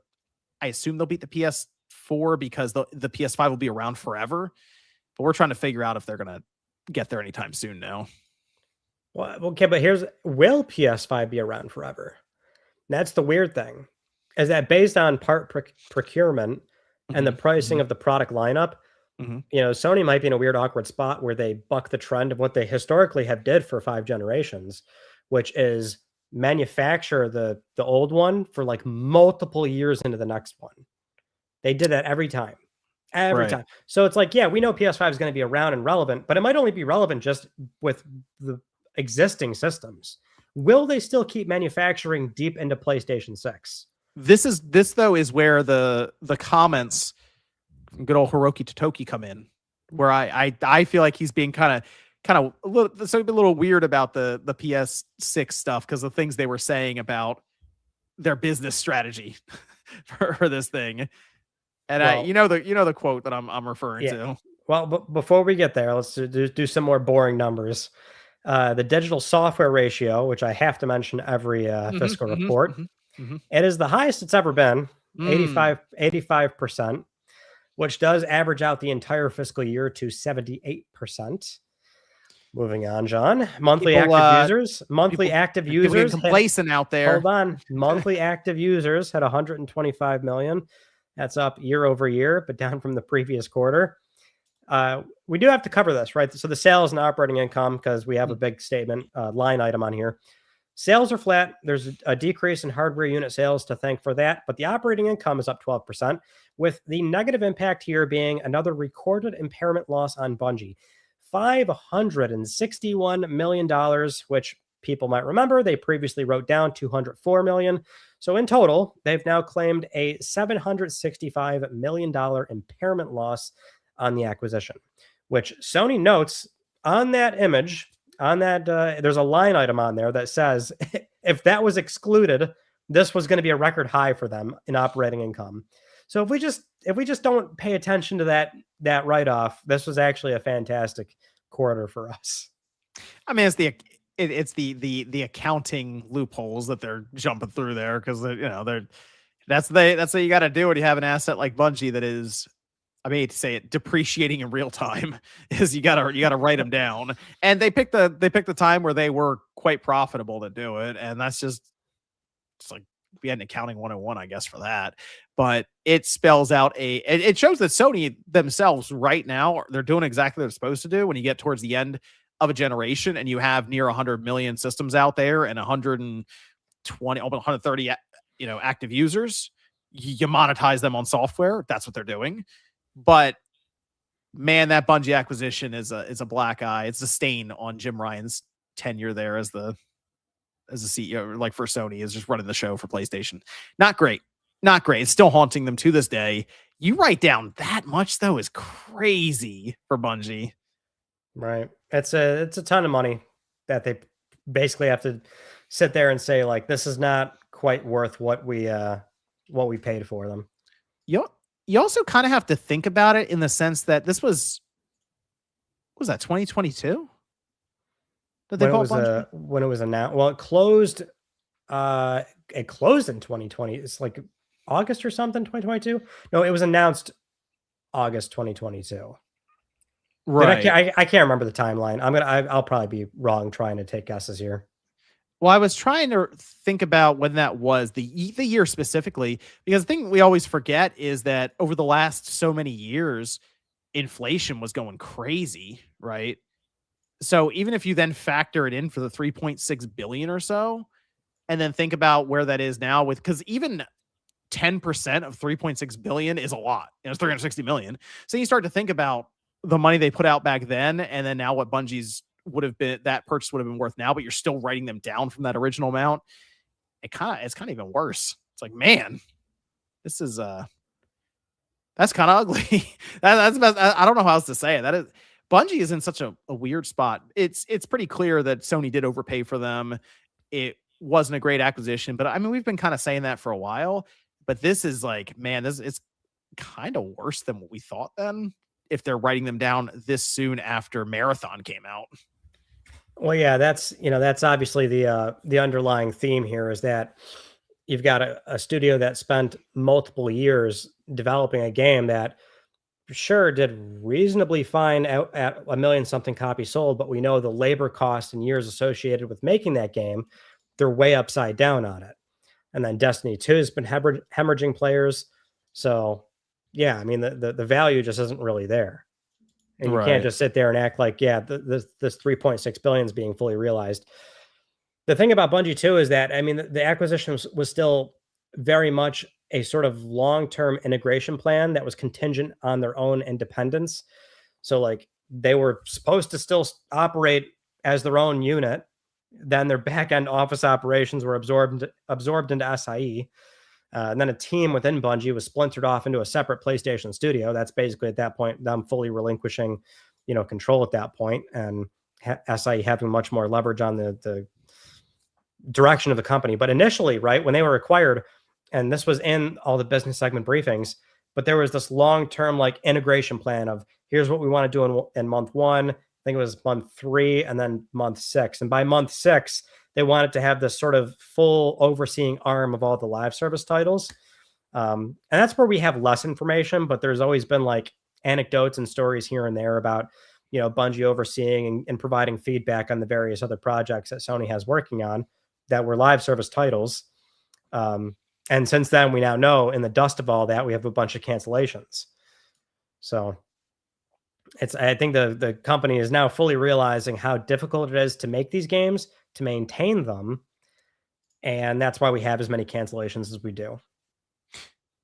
Yeah, the question has become though, what happens with Bungie? Like, where do they go from here? Because Sony did back Marathon with investors when they spoke to them, but they also said that it's continued a high retention rate basically, and that's just not correct. So I don't really know what they do. I'm not sure what you can add to Marathon to like fix the situation. It at its core is a hardcore extraction shooter that is going to have a hard time onboarding new players until you could even say the season like when the season restarts, then it's like, hey, look, you can jump in and everyone has the same gear. Right now, there are just people with all kinds of really good gear and they just kill you right away for the most part. So it just becomes pretty difficult, I think, to get users to choose Marathon over something like a more friendly Arc Raiders. Yeah, I mean, I agree. I don't think anyone really has a good answer here right now. SIE probably doesn't either. Yeah, this was a studio they bought. They bought the studio because we don't understand this. We don't get this marketplace enough. Yeah. I gotta be real. I kind of question if Bungie gets it anymore too, though. Yeah, well, I mean, that's the tough thing is that you can have somebody that spearheaded the development of Apex Legends go off and make another studio, and Yeah, that you see how like it's such a lightning in a bottle thing. it is. Somebody gets it, sure, but like even that same person, maybe that same core talent, go off and they, what do you think Firewalk's team was comprised of? Those Yeah. people on paper were supposed to know what it takes to make a great shooter, a great live service game, and if I really think the live service stuff, when you get a game that's like that really catches on, it really is right time, right place. I feel like for a lot of these games that yeah, show up, and whether it's Arc Raiders hitting the mainstream with extraction shooter, just because it is now that we see with something like a marathon, Arc Raiders is much more welcoming, you could say, than a marathon. Or when Fortnite showed up with Battle Royale, and yeah, they kind of took it from PUBG, but they built on it and made it more open to the mainstream and forgiving. It's a much, much more generalized version of PUBG in terms of what they were doing there. These are the kinds of things that don't happen that often. They just don't. So it's yeah. tough to do it once. It's really hard to do it again. And I think that's kind of what Bungie's running into. They know how to design, say, a battle pass, or they know how to make good gameplay for shooting mechanics, but it's tying everything else together is it's not easy.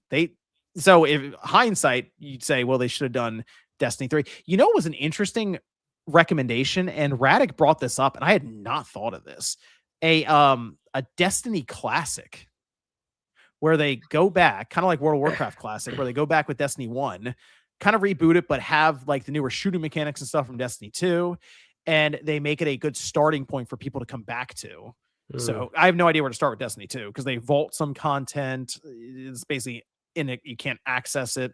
And people have been in it so long that it's you say hard to catch up, but hard to be on the same level for a long time. But if it's like Destiny Classic and it's start right here, I don't know. Maybe that's something they could turn around faster and bring people back to. Well, didn't yeah, like WoW Classic, and then like didn't Fortnite do something very similar? Like they brought back the old map, and It's the most popular they've been in a long time. Was that? yeah, yeah, maybe like a sort of like core vanilla. Like this is the Mhm. 2015 Destiny you remember. Yep.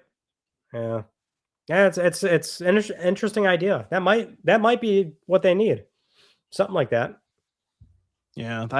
If at least it might buy them time until they can get to Destiny 3. Because let's face it, that's just Bungie is Destiny, and that's kind of it. I know they really want a marathon to work. I think it's gonna be difficult to bring it back. They can try, but if you do PvE, that doesn't really feel like the core concept of it then. And basically at that point, you're kind of just making what Destiny is almost. And I don't know. We say the same thing. Like, yeah, PVE would probably help, but how committed are they to doing that all of a sudden? Which is No. then, as you say, changing the game basically. Yeah. I don't It's know. like It's tough. go make Destiny then. It's really tough. Yeah. I would always vouch for new IP, but how risky that is. That's what I mean. The other thing is, does Sony want to take that risk, or does Bungie want to take the risk? Because I don't know how many more shots they get at this. It's like, do you want to go try something new, or do you want to try something that'll already kind of get you ahead by putting the Destiny name on it? They might go, Yeah. let's do the Destiny name. Well, yeah, and fair. Yeah, I guess if we're Bungie would be Destiny because like there was a team there that went off and now they're Team LG. That is your new IP, your frog type game, whatever the hell that's Sure. going to be. So there was that. All right.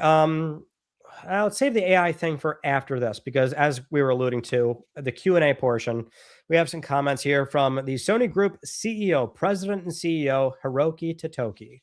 So when asked about from investors the increased cost of components, how that's going to affect next gen plans, this, that, and the fourth. So he said, "quote We have not yet decided on what timing we will launch the new console or at what prices. So we would really like to observe and follow the situation. Looking at the current circumstances, the memory prices is also expected to be very high fiscal year 2027 because there will still be a shortage of supply. So under that assumption, we must think carefully what we will do. We would like to think about various simulations, including changing business models to come up with the best solution and strategy." I'm very curious to hear your take and interpretation on all that, John. The business strategy, as we know it, is sell a system, subsidize it, make up money in the back. And kind of like we're seeing them do right now, where the PS5 initially, when they were shipping tons of them, not making a ton of money on the consoles. Usually it would be less in terms of operating profit. But now, hey, there's so many systems out there. We see what would have been the best quarter they would have posted or fiscal year or whatever with operating income if it wasn't for Bungie. It's like some massive number for them. That's generally what the core concept is. So what would change exactly with the PS6 or the PS6 portable? And man, I can't imagine it's the subsidizing model. You can't try to make money off this thing day one and keep it affordable. It's just not. I feel like it's not a reality unless they think, hey, we're going to replace the PS5 Pro with the PS6 and it's going to slot in at the same price. In my mind, that's just a bad idea because we already call what we call the PS5 Pro when it was $750. You called it, what was it, a boutique item? Oh, boutique. Yeah. Well, it was meant to be a low volume console. Sure. The PS6 is not meant to be a low volume console, at least to my understanding, because it's the start of a new generation. So now it's like, how do we meet the customer halfway without bankrupting ourselves trying to subsidize these things, like the PS3, which was admittedly out of the gate ugly, with how much money they were spending on each one. And I see so many suggestions getting thrown around. People are talking about like bringing in payment plans from Sony. Like they front that on their own, upgrade paths. It's I've wondered about the idea of multiple SKUs. It almost seems like even Sony is trying to figure this out in real time because of how much things keep changing with AI every other week. And when he was answering that they're still trying to work out the release date, the pricing on this thing. They're still trying to figure that out because, to my understanding, 24 to 30 gigabytes of GDDR7, dude, that's going to be crazy per system. So I kind of wonder what their strategy would be to shift enough PS6 systems. And it might be that the first year they're just going to target the enthusiast and figure things out in the second year. So that means that you would have a more expensive than you would expect PlayStation 6. What was the mark we said, Ryan, for the PS6? Did we say it would be PS5 Pro price would be the high point, like originally before they raised the price? Were we saying it would be like 700 would be like the high mark? If you go above that, it's not going to be great. I think what we said before the PS5 Pro price increase was ideally 600, but probably 700.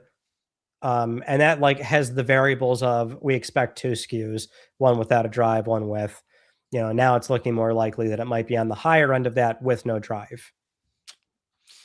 That's the thing. They just have to leverage the fact that it won't have a disk drive out of the box. You have to buy it separately. And you're just immediately going to a digital store. So maybe we can subsidize you completely off of that. Well, that was always at least prior, the rumor. That was from Tom Henderson's. Nothing's confirmed, of course, but that was always the rumor, is that they would do another 2 SKU, one drive, one out. Yeah. One without, rather.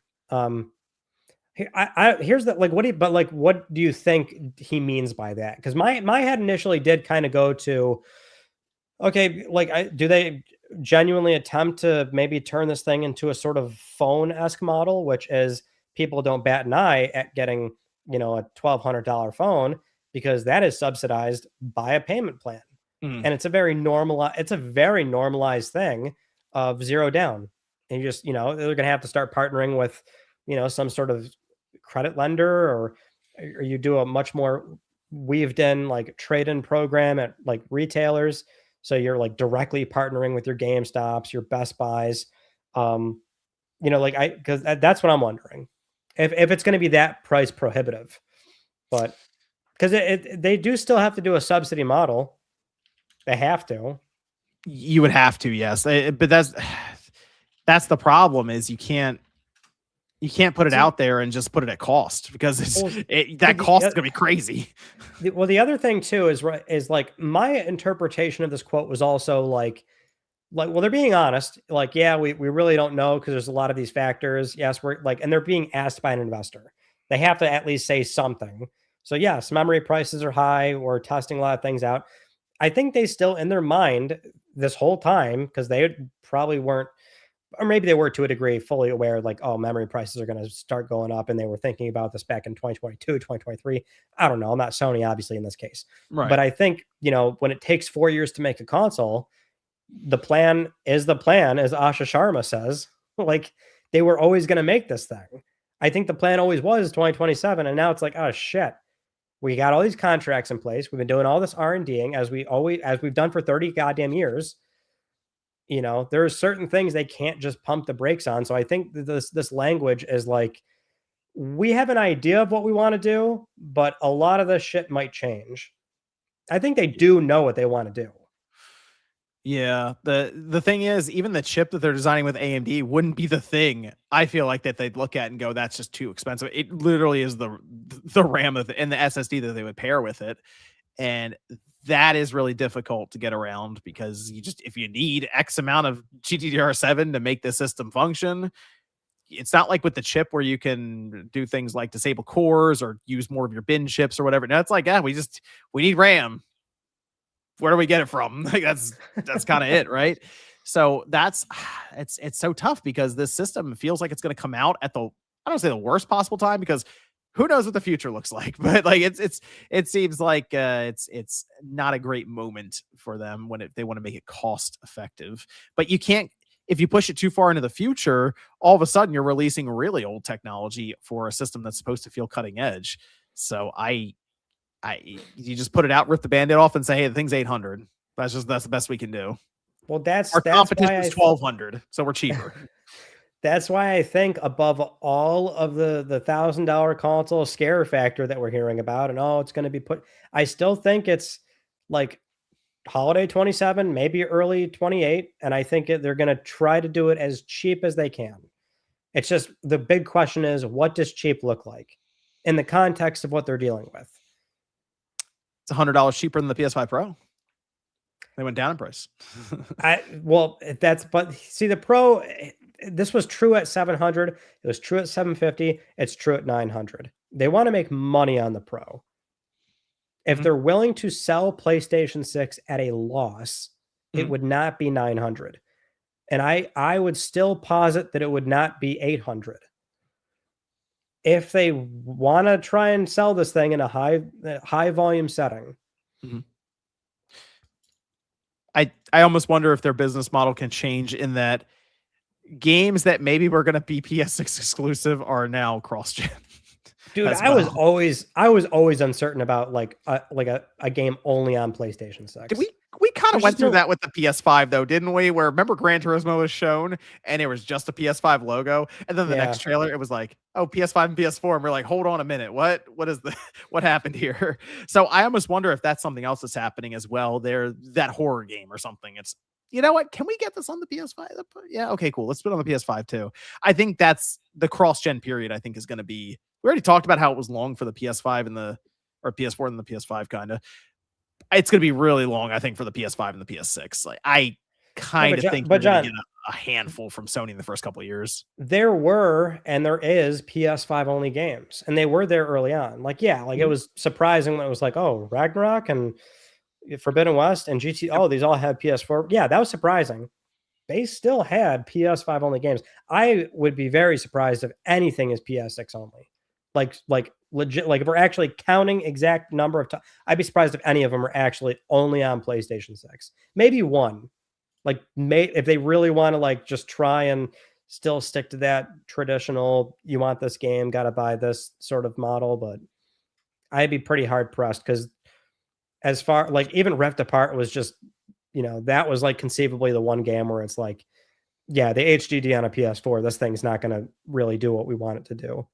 They just can't say that anymore for games. Yeah, but now we don't even have that. It's SSD across the board. And the PS6, it seems like it'll just have a much, like, SSD might be 3 times as fast as the PS5, which sounds cool and all. but it's still able to access data for the PS5 pretty quickly. So streaming and assets and stuff, would it be possible just maybe pared down? But then there's the whole element of AI in the PS6. And would that have, say, an NPU that can also tap into more advanced features that the PS5 wouldn't have? And does that mean the game has to leave that on the table because it can't expect to have it with the PS5? Right. The last closing thing for the next gen part 2. This was in the not supplemental info, but the slides going over their financials. There was also a line item in there for their forecast for fiscal year 26. It was a negative impact, and that is from increased cost for next gen. Mm-hmm. So it's like the CEO is openly talking about it. It's a line item. Like, we know it's coming. Yeah. And people are just wondering. Yeah. They're just wondering how close or far away is it? I still suspect it's about when we're thinking. Here's the other thing with this, Ryan, to think about. We see these public companies face investor pressure constantly, right? Like it's constant. They always have to have some good news to pair with bad news, or somehow dress up the idea of, for example, writing down Bungie. They delivered that news by also saying, actually, without that, it would have been our best quarter ever for operating it. You know what I mean? They always do that. And that's just because of the investor pressure. You know, I noticed with Nintendo this past, and a lot of people did, they were getting kind of hounded by investors to raise price of the Switch 2. Like, the price wasn't high enough for them. Like, you gotta raise it, you know? So it almost also comes out to, if the PS6 shows up and it's too cheap, like, as crazy as that sounds, I think investors might be like, what's going on here? Why is this so cheap? Well, I mean, well, that's like the other silly angle of, just the public company charade. Investors are still like, a lot of them are just fucking stupid.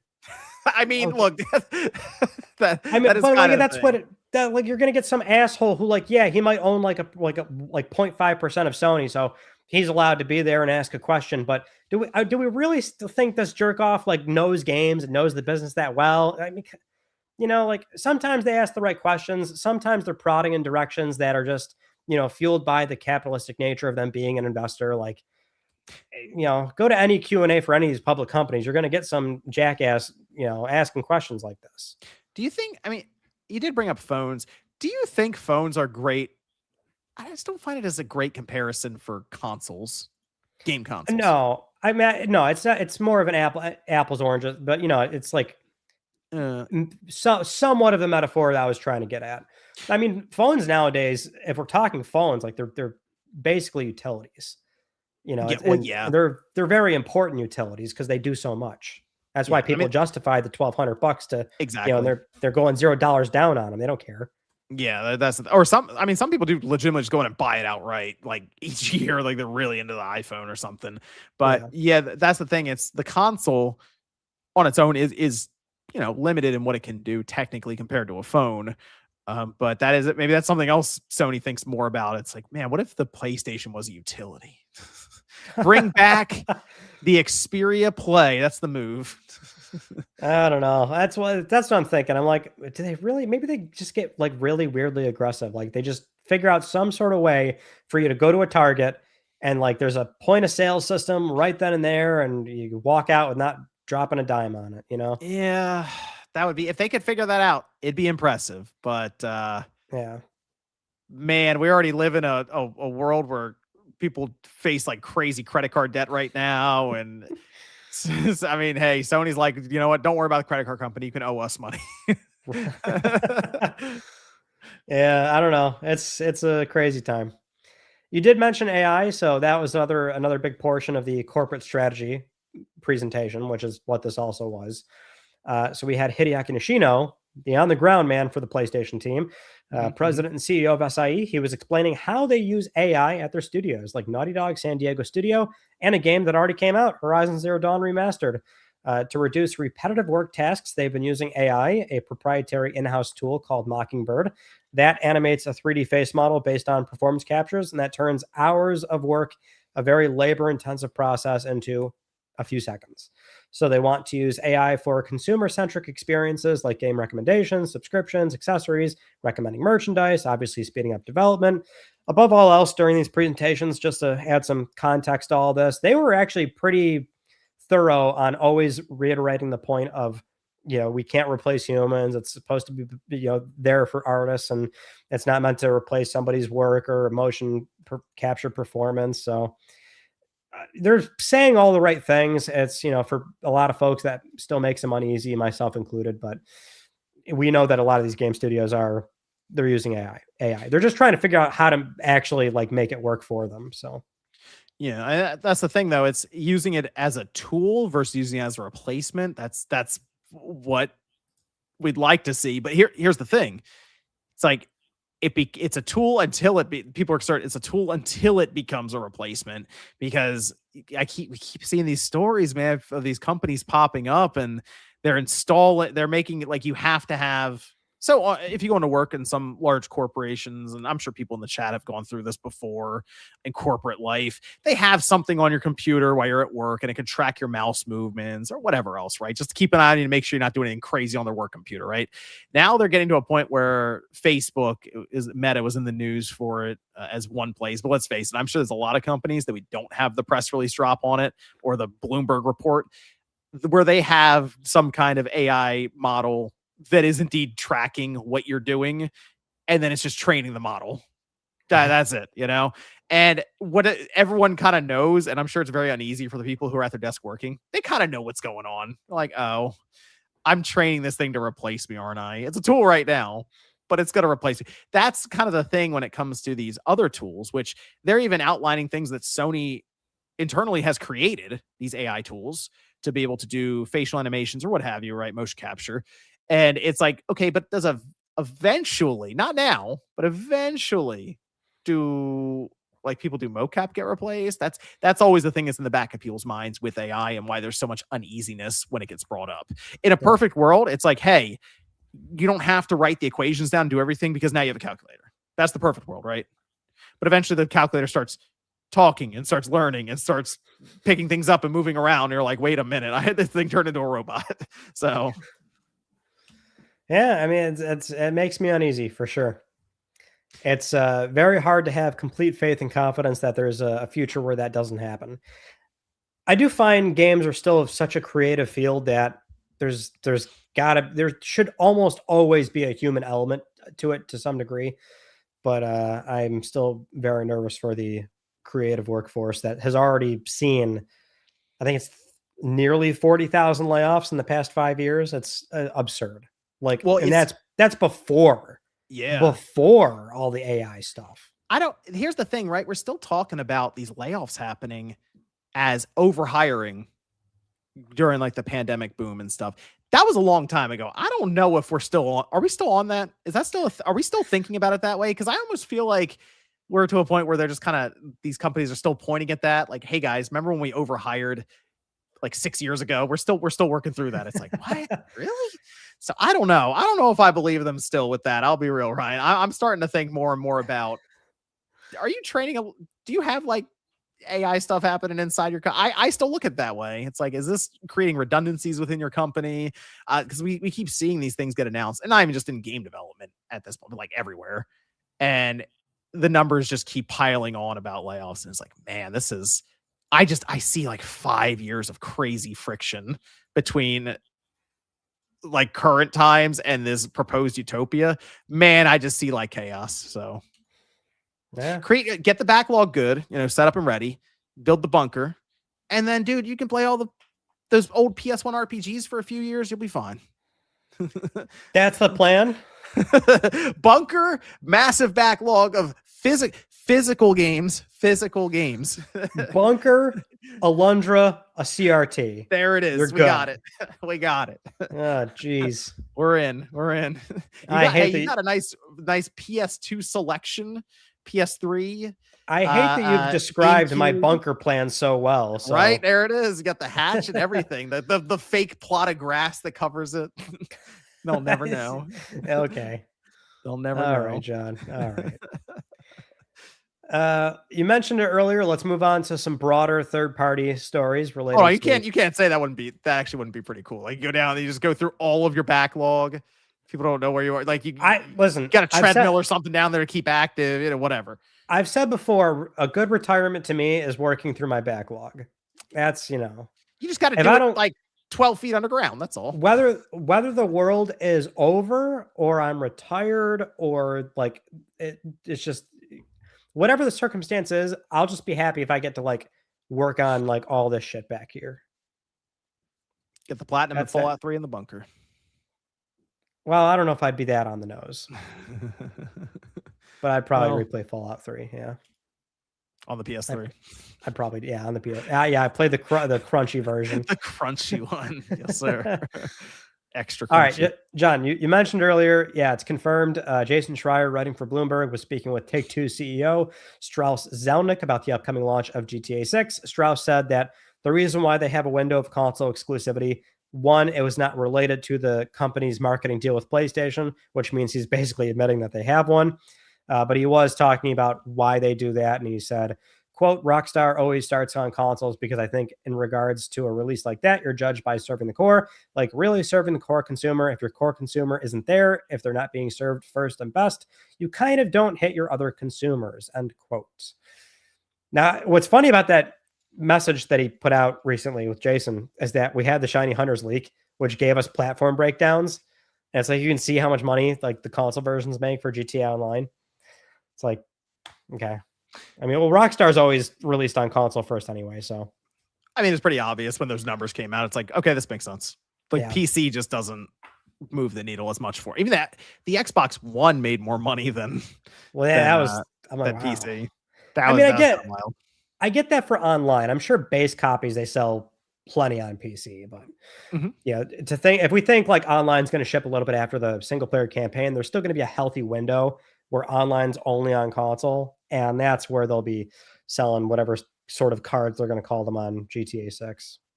I don't know if shark cards or not, but he indirectly confirmed, he directly confirmed that they do have that marketing deal with PlayStation. We all kind of safely assumed that anyway, but now it's out there. So that just means whenever you see this game on the web, TV, PlayStation logo with it, which I don't know why they wouldn't. When you think about it, the last time they shipped a GTA game, that was the closest both those platforms ever were. That was the most even PlayStation and Xbox ever were. 2013, crazy. PS3, 360. That's like the same install base. This time around, it's pretty one-sided. So I would think that they want to pick the right horse on that bet. Yeah, I mean, it makes sense. It's just they kind of, in a way, I don't say they need each other because Sony could just keep rolling along with Fortnite and any other release, but GTA is going to make them a lot of money. So it's like, let's put them front and center. And you know what, I'll be really curious about, Ryan, to see if they pull off any way to have some kind of holiday bundle. Interesting. Yeah, I mean, you would think, right? They should. They definitely should. I don't even say that it's going to be like the same price as the PS, like how it just stays there and they just throw a copy in. I almost wonder if it's just still going to be a little more expensive anyway. And it's just, hey, you have it's the gift, same price. It's instead of $650, for the disk drive one, it's $700, it's $699. Instead of $600 for the digital, it's $649. But it has a copy of GTA 6 in there. Yeah, well, that would represent a savings, but also we still don't know if it's a $70 game or not. That is fair. I kind of feel like it's 70. I think they're gonna go for it, and I think it's gonna be really fun. I think it's gonna make some people mad, like not us, obviously. I think it's gonna be publishers out there who are like, are you serious? Like, I think I'd be really annoyed about it. Well, think about it, like what last holiday season, Microsoft was like, "Yep, we're gonna do $80. First one, Outer Worlds 2," and everyone's like, "Outer Worlds 2? Yeah, that's your $80 game." So, I mean, that was I didn't write it down, but that was a headline too. It was a Bank of America analyst came out of that Icon conference, and like the quote that they put out that week was like, they should make this game 80 so that other publishers can make their games 80. Wow. Shout out to the Bank of America analyst for telling us about the video games. Well, like, what do you expect, right? Like, of course, that's how they're going to think about it. Yeah, but I think they're looking at this like, man, if we just don't even rock the boat a little bit, people will be happy with 70 and we'll just sell 20 million copies in the first like day or two, something crazy. So the damn thing is like, it'd be a slam dunk if they priced it at 80 for them. Not for Yeah, us, but it'll be fine, but I still think yeah. they're also looking at it as we just need you in the door to a degree. So sure, they could say it'd really annoy people if they sold it for 60, but like if they went, you know, it's 70, jump in online, try that out, then they're gonna hit you with microtransactions anyway. So Yeah. And that was yeah, I do have this one written down. That was a quote too from Strauss Zelnick. He said for the pricing of the game during the Icon conference in Vegas, quote, consumers pay for the value that you bring to them, and our job is to charge way, way, way less of the value delivery. How you feel about something you buy is the intersection of the thing itself and what you pay for it. Consumers need to feel like the thing itself is amazing and the price they were charged was fair for what they got. End quote. So if your interpretation of that is that they're going to stay to 70, then it will probably be 70. if it really is that kind of a game though, and it's 70, I think it'll be incredibly easy for a lot of people to justify it. They'll be like, yeah, okay, cool, that works. I mean, 70 for a game that people still would look through GTA 5. It's still kind of now, but definitely even a few years ago for the mysteries and the urban legends. There's still a lot of that stuff in there. There's a whole pyramid of urban legends that people make up for GTA 5. And you know, Rockstar's leaning into that for GTA 6 as well. So there'll probably be I'm going to say hundreds of hours of content in GTA 6 for the single player. So I think it'll be a lot. Wow, you think that for the single player? Really? I think for how much time people are willing to spend in the single player, yeah. Like, you know, where they're really like checking out the world and doing like there are some people who get so into it that they are just checking every square inch almost of the map. But I think this one's going to be so detailed in terms of going into buildings, and I think it's going to be a very, very dense game. But Right. I think there'll be people like I think you'll be able to get through the story in I don't know, 30 or 40 hours or something like that. But I think there'd be so much stuff to do in the world that it could move it up to 100 hours. And then people from there will do all the crazy stuff of being really, really interested in the world and get hundreds. So I think the content will basically be there, is what I'm saying. I would agree. He also, Take-Two's CEO, Strauss Zelnick, talked about BioShock, which, God, I'm waiting for this game to eventually come out. But he was speaking with Steven Totilo for their newsletter Game File, and he was asked if he's surprised that we haven't had a new BioShock since 2013. So I've got another quote for you here, John. He says, quote, think about what surprise implies. That's like one day everything's awesome, and the next day I'm like, holy shit, and I don't run the business that way. But I think you're saying disappointed. Yes, deeply disappointed. I think finding the right creative purchase was hard, as it turns out. I think we, in retrospect, wasted a lot of time and money chasing down some creative alleys that turned out to be dead ends. End quote. The studio has been running into a lot of apparent creative problems trying out different ideas for this new BioShock game. It was last year that Rod Ferguson was appointed the head of the franchise now. So hopefully they get something out the door. I'd really like to see a new BioShock. It is a shame, man. BioShock was on fire there for a while, right? Like that 360 era, that thing was rolling. And then it just kind of went radio silent after that, which is a real shame. Well, the damn thing is, Ken Levine leaves, makes his own studio, and he can't get that fucking game out. I was going to say, dude, what is with this thing? Like the Judas game, it looks cool the more they talk about it and stuff, but I don't know what's going on with that game. He occasionally shows up on PlayStation blog with some new info, and then he's like, bye. It's like, oh, okay, I guess. Peace someday. Out. Yeah. You can't get BioShock, and you're not going to get my game either. Just, I guess. It is a shame, though, the state of BioShock. So, I mean, he didn't say, I guess, surprised, but. Yeah, he says he's deeply disappointed in not having a new BioShock. I will at least say, I will say this. The amount of money that comes in through Rockstar with GTA 5, as much as Rockstar doesn't make a ton of games anymore, I'm sure it does in a way keep some of these projects or these ideas going. I will say that. So like BioShock, if it's been canceled so many times basically and then rebooted kind of, and they have the leeway because I'm sure other parts of the company are firing all cylinders. When we saw that money that GTA 5 makes, I almost wonder a world where if GTA 5 didn't even have the online, like they just released it as GTA 5, just single player and like a little bit of the online, not like how it is, but you know, just some fun ideas they had for online mini games or something. Like what kind of world that would have been for Take-Two? Would they have made more games, or would GTA 6 have come out last generation or something? So they got something that no other publisher really has like that. That's true. That's very true. And we have one more story from from Take-Two and the CEO. So again, same thing, speaking at Icon in Las Vegas. He was also asked about LA Noire and if they're doing anything with that. And he basically said, you never know. The answer broadly is we're looking at doing something in the future with all of our intellectual property, but nothing to announce. Who brought up, did someone just bring up LA Noire randomly? Yeah, somebody asked about it. Yeah. Hey, good for them. That was a good question. I'm glad somebody asked about LA Noire. That is an interesting game to come back to now more than ever with the technology. People forget that was like a 360 game and it had those kind of facial cues and animations at that time. That was something that really stuck out for, oh yeah, that's right. Rockstar can still do this kind of stuff. That's right. They really, they're that talented. Man, I can only imagine what the new LA Noire would be able to do with today's technology. And some of the like the facial cues and animation. That is a game that might look a little too realistic then. Yeah, because that is the hook of that game, is the social deduction from interrogating people. I would love a new one, because if they doubled down on that aspect of the game, I think that'd be incredible.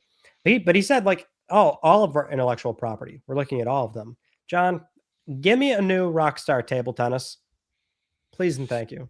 I haven't played that game in a while. That was always a fun one because of how dramatic it would get. I remember sometimes you get the speed going like crazy and it was going back and forth. Oh man, those are the good. I kind of want to play that game again. Do I have it? Dude, that game would get genuinely like, why is this ping pong game so serious?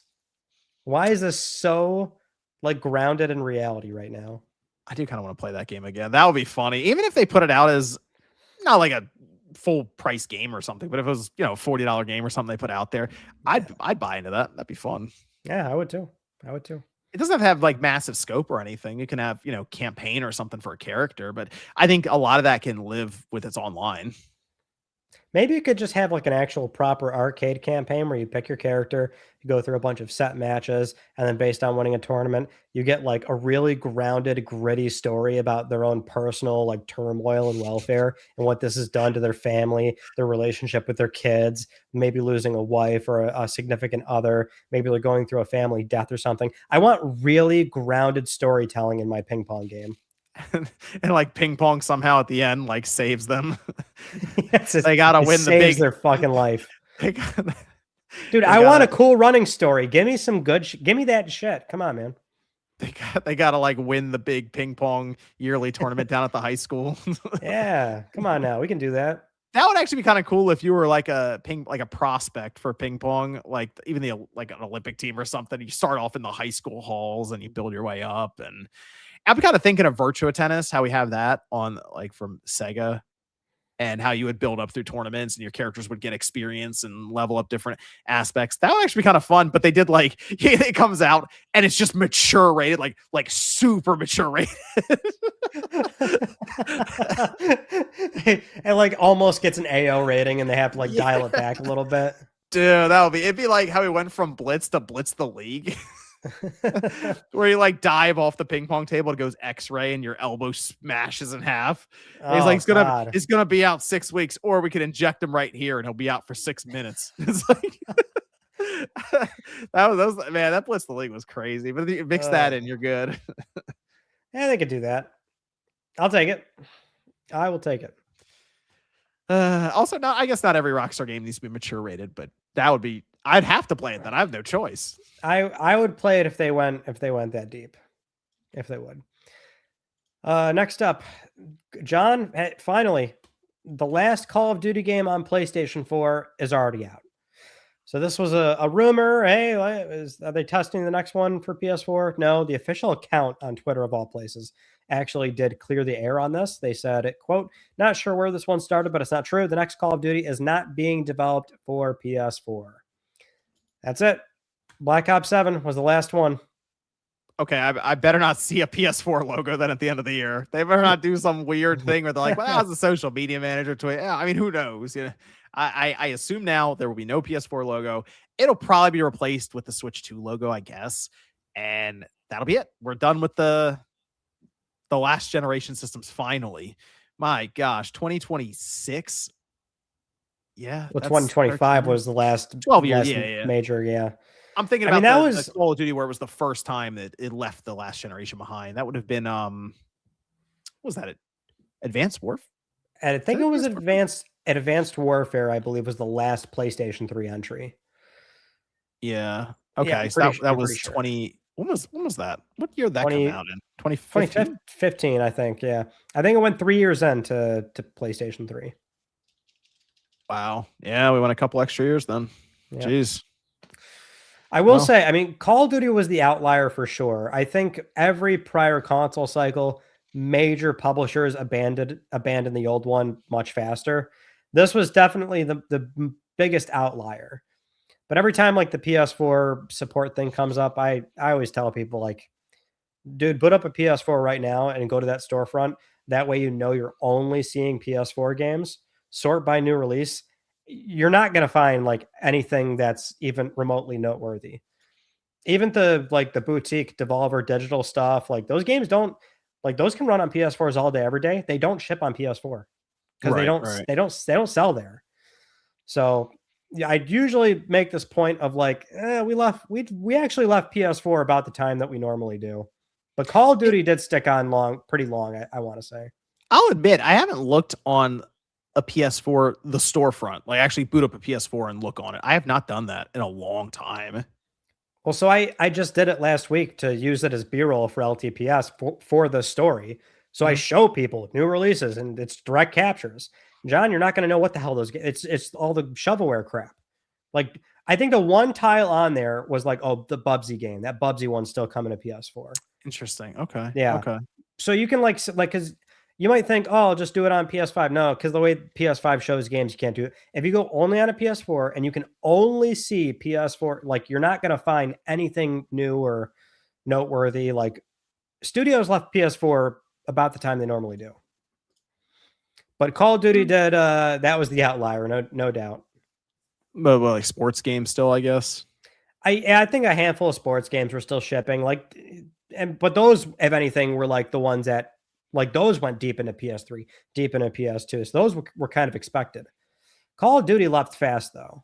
That was 3 years into PS3. This has got to be the last year for, I assume, sports titles too, because let's say the PS6 is 2027, they're not going to ship on PS4, PS5, and PS6, are they? Well, the show 26 skipped PS4 too. I think this was the first year that MLB skipped. Like basketball and yeah, if I'm not mistaken, I think MLB the show stopped. I don't pay attention to the other games, so I can't tell you about NBA or FC. They might have already stopped. Yeah. Okay. Well, hey, there you go. The PS4 is slowly fading out of existence, which makes me think that PS3 and Vita store is on its last legs. Hey, they went way longer than we thought.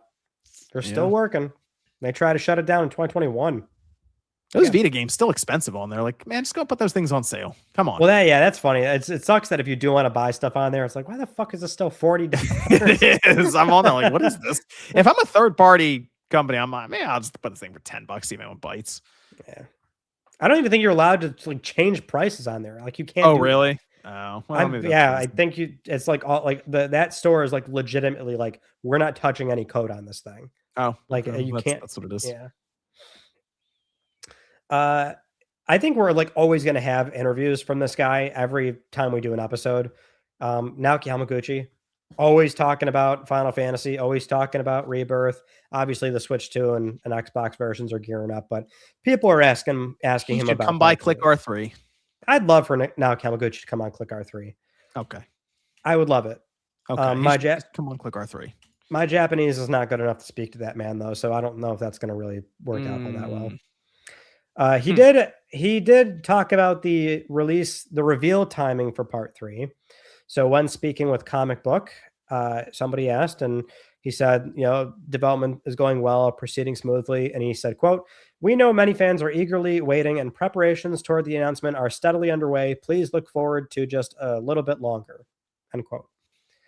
I think we were predicting, like, what are we thinking? Either SGF or the TGAs? I think we're close. Like yeah, I mean, but here's the thing. SGF is close. Although maybe they do the thing where they go, Rebirth is out on these other platforms, and then we're going to show you this trailer for the next one. But my thing is still, you got to give people some time with Rebirth before you show them the trailer for. Well, that was the point I always made. No, like it's tough. You can't throw people a 200-hour game and show a spoilery teaser. You can't do that. Yeah, that was always the thing they're going to run into this with this 3-part situation. So maybe it is the end of the year where everyone's had plenty of time, and and we're going to show you this game, and it's coming out next year in 2027. So be ready. Maybe that's what it is. Or they show something wildly out of context at SGF. Well, I mean, I think there is a way to reveal it, but you're not going to show much, I think. The title, we just need the title. That's the main thing. If they can just give us the title and not necessarily show too much, I think that's the one thing that people would be somewhat, I don't say relieved, but like, okay, we got something. The title. Maybe the funny way to do it is to just show Cloud shredding the fucking slopes. Just shredding. Shredding the slopes. And then it's a Final Fantasy VII Return, if that's what it's like he shred, like the snow goes flying and then it shows up. Yeah, like dude, do it like an SSX type thing where he like, and the snow flies at the screen. Oh, that'd be sick, man. That'd be cool. I could see that. And you can't show other characters. Yeah, you can't. No. Telegraph what did or did not happen. Yeah, you could definitely show Cloud. That's fine. People know he's in it, so you could do that. But I think the title would be good enough. I think people would be like, all right, cool. That'll work. Naoki Hamaguchi also said with Nintendo Life that he's already played the game over 40 full playthroughs. You see that headline? Yeah, that's insane. You imagine playing Rebirth 40 times? No, because that would take me till I'm probably 65 years old. I mean, I guess that is his job, is to go through and make sure the game is how it's supposed to be. So it's like he goes in for his 9 to 5 and it's just playing through this game or going through this one section or double checking everything here. It's like, yeah, I guess that is what he's supposed to do. Well, I feel like game directors never put a number on it because I'm sure they have to go through the game multiple times, right? But it's like nobody ever says how many times they've done it. And so it's funny to hear this, like 40 full playthroughs. It sounds like a lot.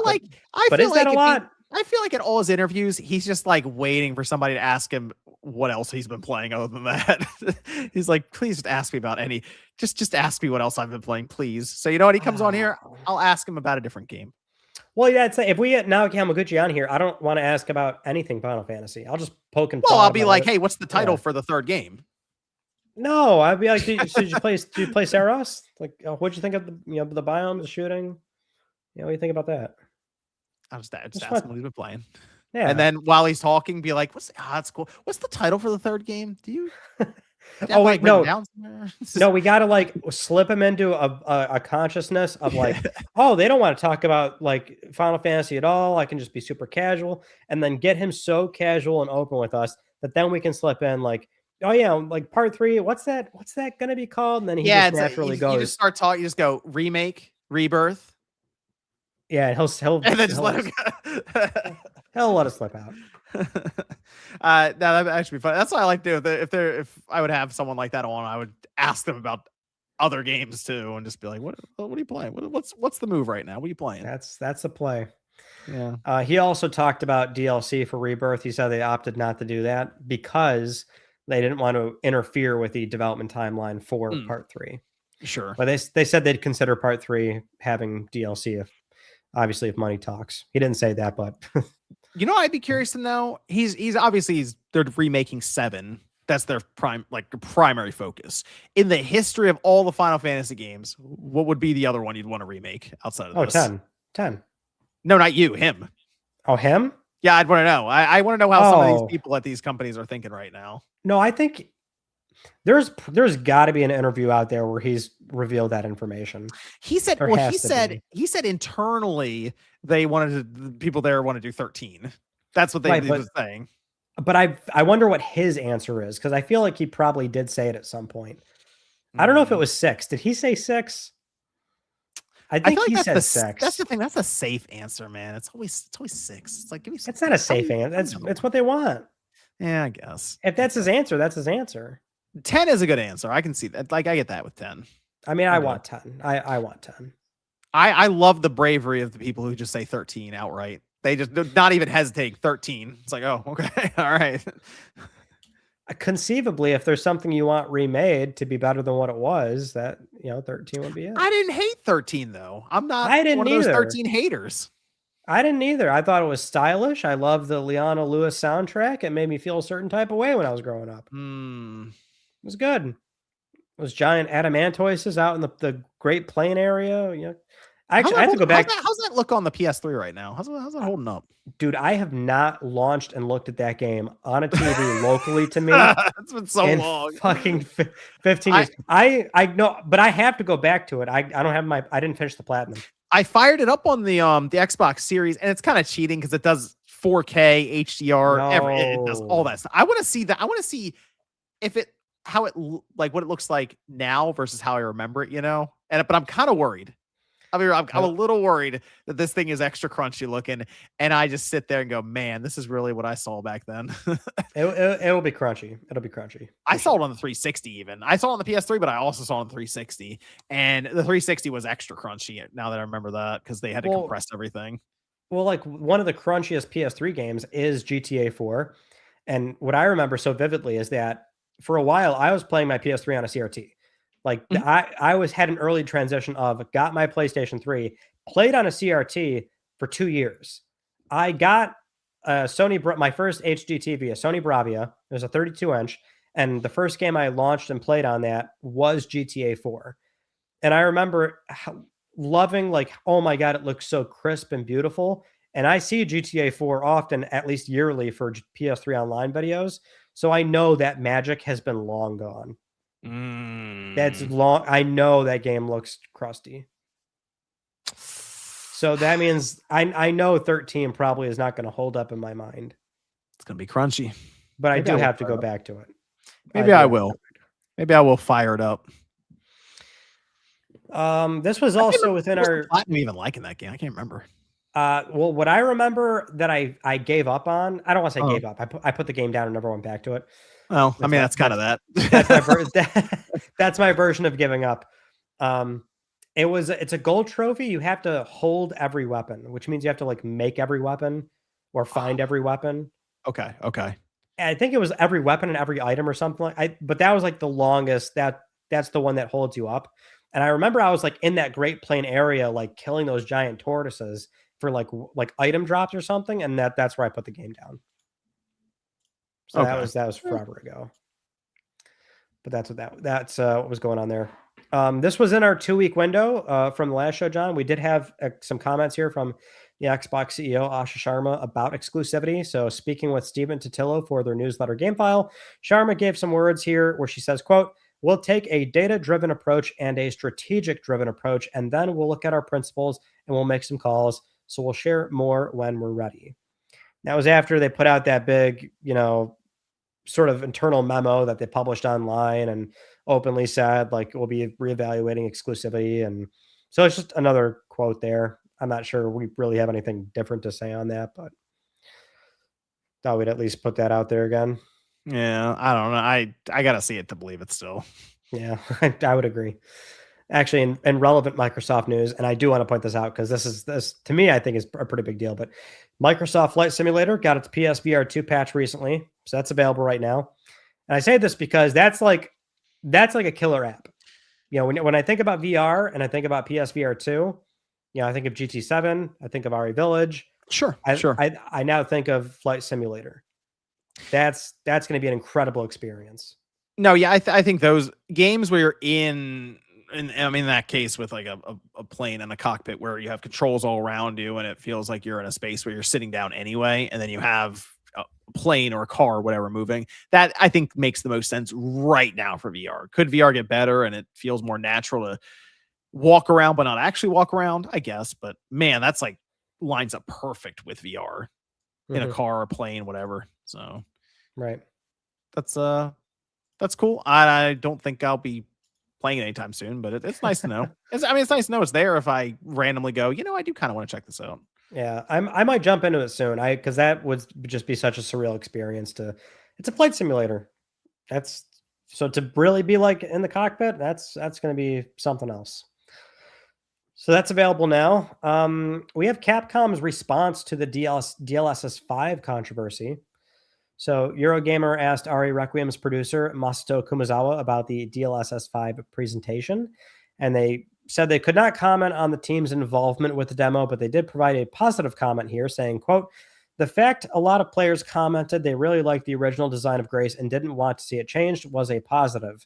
It meant we got the design right and points to the fact that Grace quickly established herself as a fan favorite, that people had such strong opinions on her design, end quote.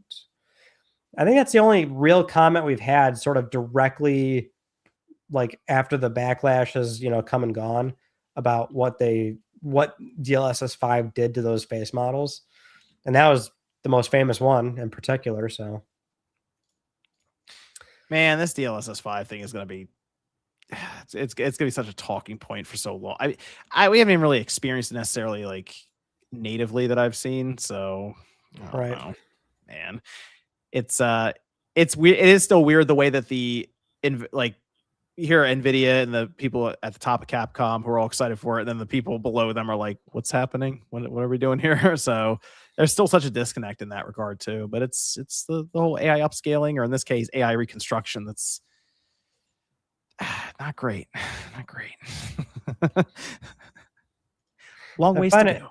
I find it interesting that they couldn't comment on the team's involvement. No. All right. So did you guys approve that? Like, because we know senior leadership approved it. Maybe not the on the ground artist, maybe not the facial capture, actor. Dude, PR with this is still they're threading the needle constantly with this. I don't know. It's such like a walk on eggshells kind of thing. Right. Those are some of the most pertinent, bigger items that I wanted to talk about, but I think we covered most of the big items for the past 2 weeks. Okay. Good stuff. Good stuff. Let me go through some of the chats here. Here we go. This is from Vazzy says, jokes aside, is GTA 4 remaster? It's on the table. One's been rumored. One's been rumored for a while now, I feel like. Yeah, it has been. Well, but they also apparently put it aside. Yeah, well, yeah. So it's got to go back on the table. Toast says, if PS6 is $700 plus, then I hope there's no cross-gen game period. Unrealistic, I know, but they need to justify the investment. No, I'm inclined to agree. Yeah. They kind of do. That's where it gets weird. It gets weird, I'm sure, on their balance sheet, how they make that work. Toast says a lot of industries have moved away from U.S. labor. Will the game industry do the same? $300 million budgets today, but it'll only grow with time. It's continued to grow. It has. GTA 6 is going to be... The reason I said GTA 6 is going to annoy a lot of these publishers is because the people have worked out numbers they believed it being a couple $1 billion budgets. And if they price it at 70, these other companies aren't going to be happy, who have to spend hundreds of millions and they are not selling at the clip of GTA 6 and they want to go to 80. So, and the games industry has been doing the same. Mm-hmm. There's been a pretty well documented effort of more and more outsourcing happening, and a lot of the layoffs have been happening in high cost of living cities in the U.S. and they're not really getting replaced with U.S. labor. Right. Street says, notice Sony is doing a lot of things with Bandai Namco lately, like games and now this AI thing. Is there a possibility that Sony ends up trying to purchase them down the road? I would think no.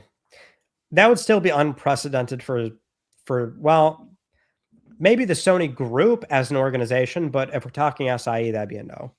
It's just not how they do merger and acquisition. It's never how they've done it. No, I think they would just rather do things like these partnerships and occasionally work on a game or do marketing with them or something. Callan Shaw, Indie Game, says, curious, what phone do you guys use right now?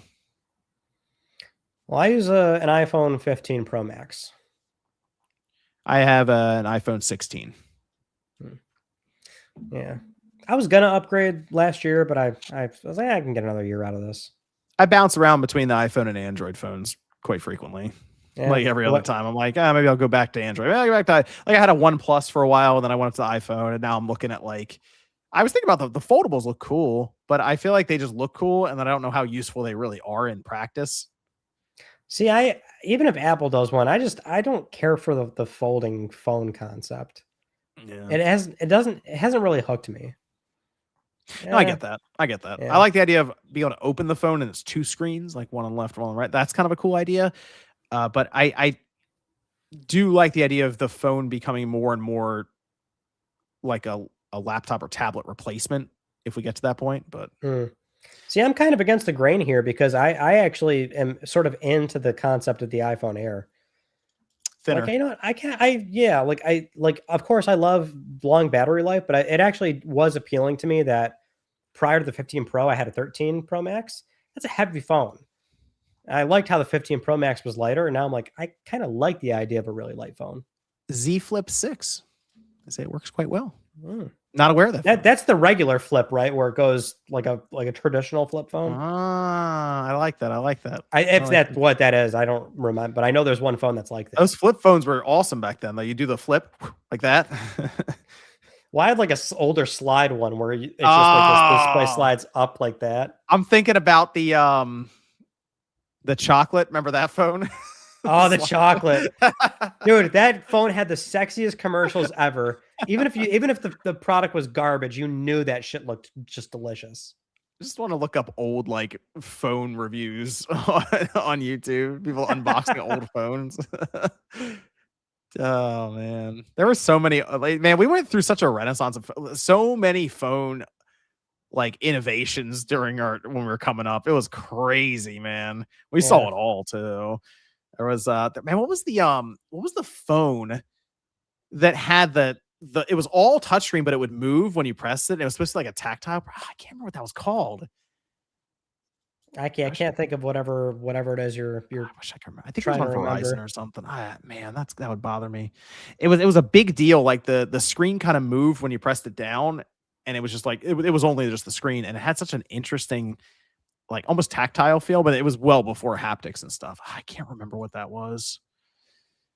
Yeah, there was some people are just naming all kinds of phones. It wasn't a BlackBerry. BlackBerry went through it though. That was, man, for a while though, BlackBerry was it. If you didn't have a BlackBerry, you were no one. Well, I was a no one then forever because I never wanted a BlackBerry. People always the model numbers were so stupid. It was BlackBerry and like 18 digits after that. Dude, those phones just screamed corporate to me. Like nothing about them seemed cool to me. Oh, I think it was the BlackBerry Storm. Hold on. I might have to look that up. It might have been the BlackBerry Storm. Let me see this phone. Let me see this. Oh, I think it is. It is. It's the BlackBerry Storm. That's it. Wow. Shout out to the chat, man. 2008. It competed with the iPhone. The way you were describing it, it didn't make sense to me, but maybe if I look at it, I'll remember it. Shout out to the chat. Yeah, the BlackBerry Storm. Oh, I remember that. I remember the commercial. I feel like it had lightning that came down. Am I remembering right? That was a whole thing. Yeah, this would have haptic feedback when you hit the. Yeah. Yep.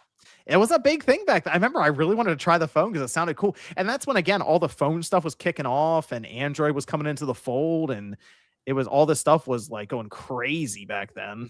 Yeah, it was. That was wild, man. Now phone's a little stagnant right now. A little stagnant. Let's see.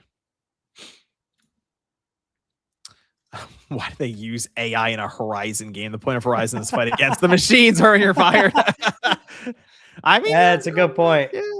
Bespoke says the tool is the tool until it's not the tool.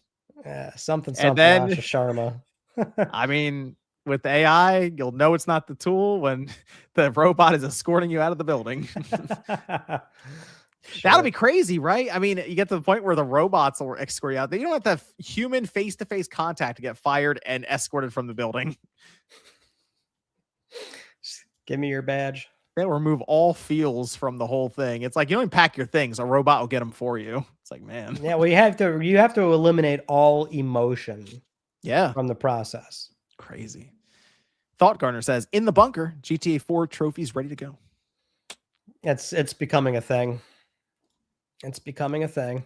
Yes, Rockstar to make a new Warriors game.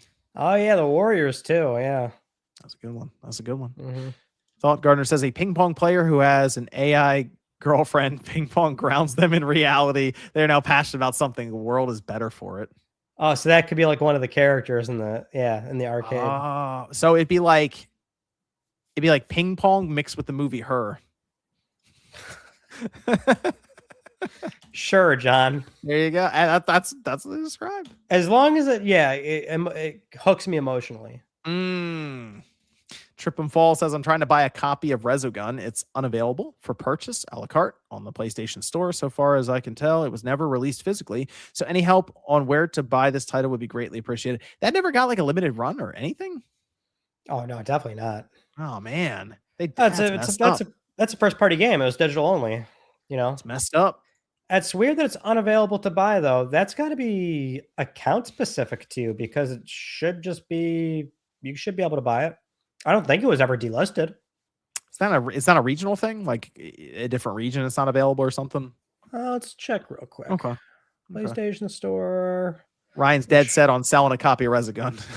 Well, I don't think that game was ever delisted. I'd be surprised otherwise. You know, Resogun should just be $15 right now on PlayStation Network. Good $15. Oh, hold on. Not available for purchase. Oh. What happened? Oh, fire up the emergency Let's Talk PlayStation over there about to fire up. No, you know what's weird? It's classified as a PS Plus extra game. Did they paywall this behind extra and not tell anybody? That'd be weird. Huh. I gotta look into that. Interesting. Maybe it's something they just haven't noticed or something, you know? It's like maybe. Well, it was a day one monthly game on PS4. Yes, I already have it on my account, so I wouldn't be able to tell anyone. I'd have to go into like either sign out or I don't know, I guess like a clear cookies incognito tab to check it then. Right. Interesting. So Ryan will figure this out. Don't worry. I probably won't get an answer. Nobody talks to me. Well, Claw says the short answer is and always will be Final Fantasy VIII. Ben Star. 13 does need a remake though. The beginning is rough, and I'm a 13 defender. I don't remember the beginning. I remember the first 10 to 15 hours is indeed like that was the dialogue around that game. It was like it takes 15 hours because it's all that was the joke. It takes like 25 hours to get good or something like that because you get to chapter 13 and it completely opens up and you're like, oh, this is what the game should have been the whole time. Well, because it's like linear the entire way, like way too linear for a Final Fantasy game. Street says Bungie Marathon and D2 Destiny 2 aren't worth what SIE paid, but two things are true. SIE had one of its best financial years despite the write-down, 12% versus 45% operating income, and Lintao noted the loss won't be as impactful next year. That is true. They're expecting their operating income to go up, but this is when it should be going up because they're at the end of the generation and they should just be selling tons of software. And a game called GTA 6 is going to be coming out. So if they didn't, it'd be weird. You know what I mean? Right. Yeah. Radix sent a super chat for some reason. For some reason. Radix just messaged me. Radix says, Ryan, did you see the founder of Project Crayon got sued by Implicit back in 2025? They claim that he's the real reason why they lost their contract with PlayStation. Yeah, like so I didn't look into this too deeply. So I really can't comment on it. Because I know that's like something obviously you're implying something that I don't have the answer to. But I didn't really look into it that much. But I'm aware that there's perhaps some friction between the two. I guess we could say that. People were saying we got to have Radic on as a guest one episode. They want to see Radic and Ryan, the two PlayStation people, on the PlayStation show. Yeah, that could definitely work out. Yes says I just bought Resogun a minute ago. Okay, so we have multiple stories here, differing stories. Well, it's weird because I had to sign out to the webpage to see the game vanilla, and it says unavailable.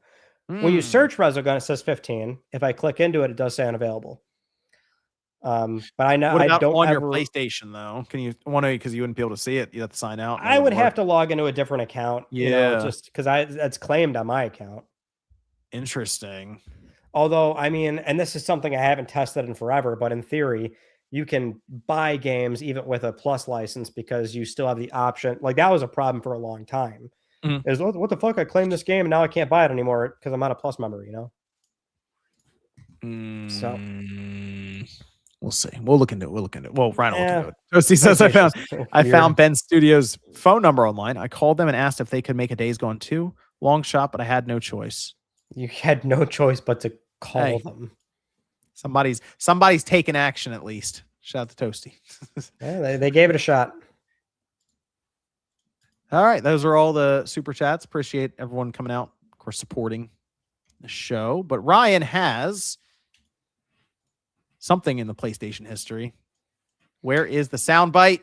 John, it's time for PS.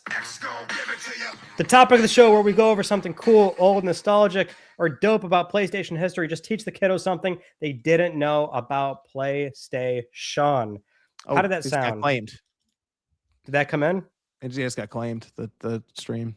No way. Did you really? No, I'm just messing with you. I was like, there's no way it works like that. Get the fuck out of here, you dickhead. How did it sound? It sound good? Did that come in clear? We can hear it, right? Yeah, we can hear it. Yeah, we can hear it. All right, cool. So we will get claimed, is what you're saying. Oh, I don't know. I have no idea. I don't know how StreamYard works, so I'm like, oh, did this fucker really just get hit all of a sudden? Nah. People said it sounded good. I had to legit set up a full soundbite and give myself time after to where it like opacity fades out. I just want some credit for this. Okay. Anyway. No, we do have a PSX. Can give it to you. This one's a short and sweet one, but it's from Ken Kutaragi, our father of PlayStation. Before the PS1 launched, John, Ken Kutaragi threw a big party celebrating the new console and inviting other partner developers. But the publishers at the time said, because apparently the way that it worked back then, they were very anti give these people the notoriety. Like, we have like a Ken Levine, a Cliff Blazinski, like people are known. Back then, it wasn't like that. So Ken Kutaragi threw a party to celebrate the PS1, inviting other developers, and these other publishers, they reached out and they said, these people don't have names. No, they can't go there. You're not allowed to go there and network and possibly poach some of our publishers, or our developers. Like, they very much wanted to give not nearly as much credit or attention to them as possible. So it was a known thing back then and I forget where I really got to fucking write the source down for these because I write them down like forever ago and now I just use them on PSX. But basically the quote was that he did this party, invited other developers, and the publisher said, no, these people don't have names. They don't have names. They don't have names is crazy. The nameless. They are a number. That's fucked up. That is crazy. That's crazy. I mean, what do they just want to? They want to see them as just the company. It's not just the logo. I think the big concern was they didn't want them getting poached. Okay. Because dev teams back then were like 5 fucking people to 20. So like if you take one guy, you took the guy that did like a lot of shit for that game. So we can like pull that whole studio apart basically at the seams by pulling one person out of there. Yeah, right. I see what you're saying. Yeah. So that was real careful about it. Interesting. Yep. Highly competitive, cutthroat industry back then. Super competitive. Like these people don't have names. They can't go to a party. They don't have names. Don't even look at them. Don't look at them. You can't hire them. Get it. Fuck off. That's funny. All right. That's me. Yeah, that's a good look one. At him. Just look down at the ground the whole time you walk through. That's all I've got for you. I did I made the soundbite like 2 days ago. I'm like, okay. There you go. You got it. Okay, we got the soundbite and everything. I almost forgot, folks. I almost forgot. Off a microphone, crunchy enough to probably bypass the copyright claim. I like it. I mean, it was a few seconds, and then I immediately talk over. But that's what I mean. I think we're good. I think so too. I mean, we'll find out. Okay. I think so too. I do. But I think that's our show. Shout out to everybody who came through. More than 400 people hanging out. Appreciate it. We will we'll be back in a couple of weeks. Things happening. You know what? I think where are we right now? There was the rumor going around that a state of play would happen before June. I saw that happening. So we might be, I don't know. It's going to be a weird time. I don't know. We'll see. We should probably keep an eye on that rumor to see where it's going to fall, because the best case scenario is to do Click R3 the night of that state of play. Like after it happened. I think we always like play it by ear, right? Like if it's like in a weird window between those 2 weeks, we we could just do a show right after and talk about it there. And it would only be that state of play. Sure. Yeah. So we'll see what we can do there. That's the plan, is to keep an eye out, because things will start ramping up a bit as we get into that E3, not E3 time. And I was looking through, Ryan, my those demo discs a bit more. So I'm gonna pick some out, and we can play around with that and see if we can make something of it. There we go, John. There we go. At Too Many Games, though, I am going to be on the lookout for stuff like that, demo discs and things that maybe we can use in shows. I still kick myself for not buying that spindle of, I feel like, was it PS2 or I think it was a combination of both. I think it was PS2 and PS1. Well, yeah, if you ever see something like that again and they wanted, was it $50 or $100?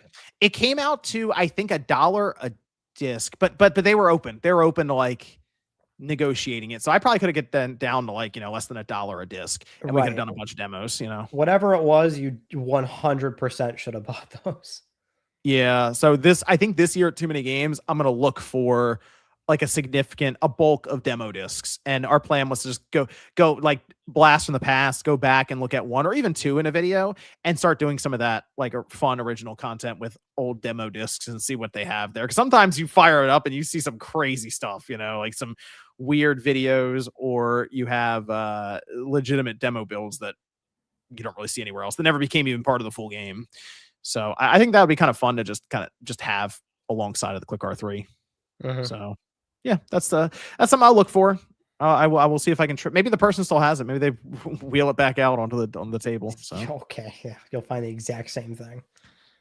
I don't know if a lot of people are looking for a spindle of demo discs, but we'll see. We'll see what we can come up with. But thanks everyone for tuning in. We appreciate it. We'll be back in a couple of weeks, maybe with a state of play or some other stuff to talk about, and we'll see you guys then.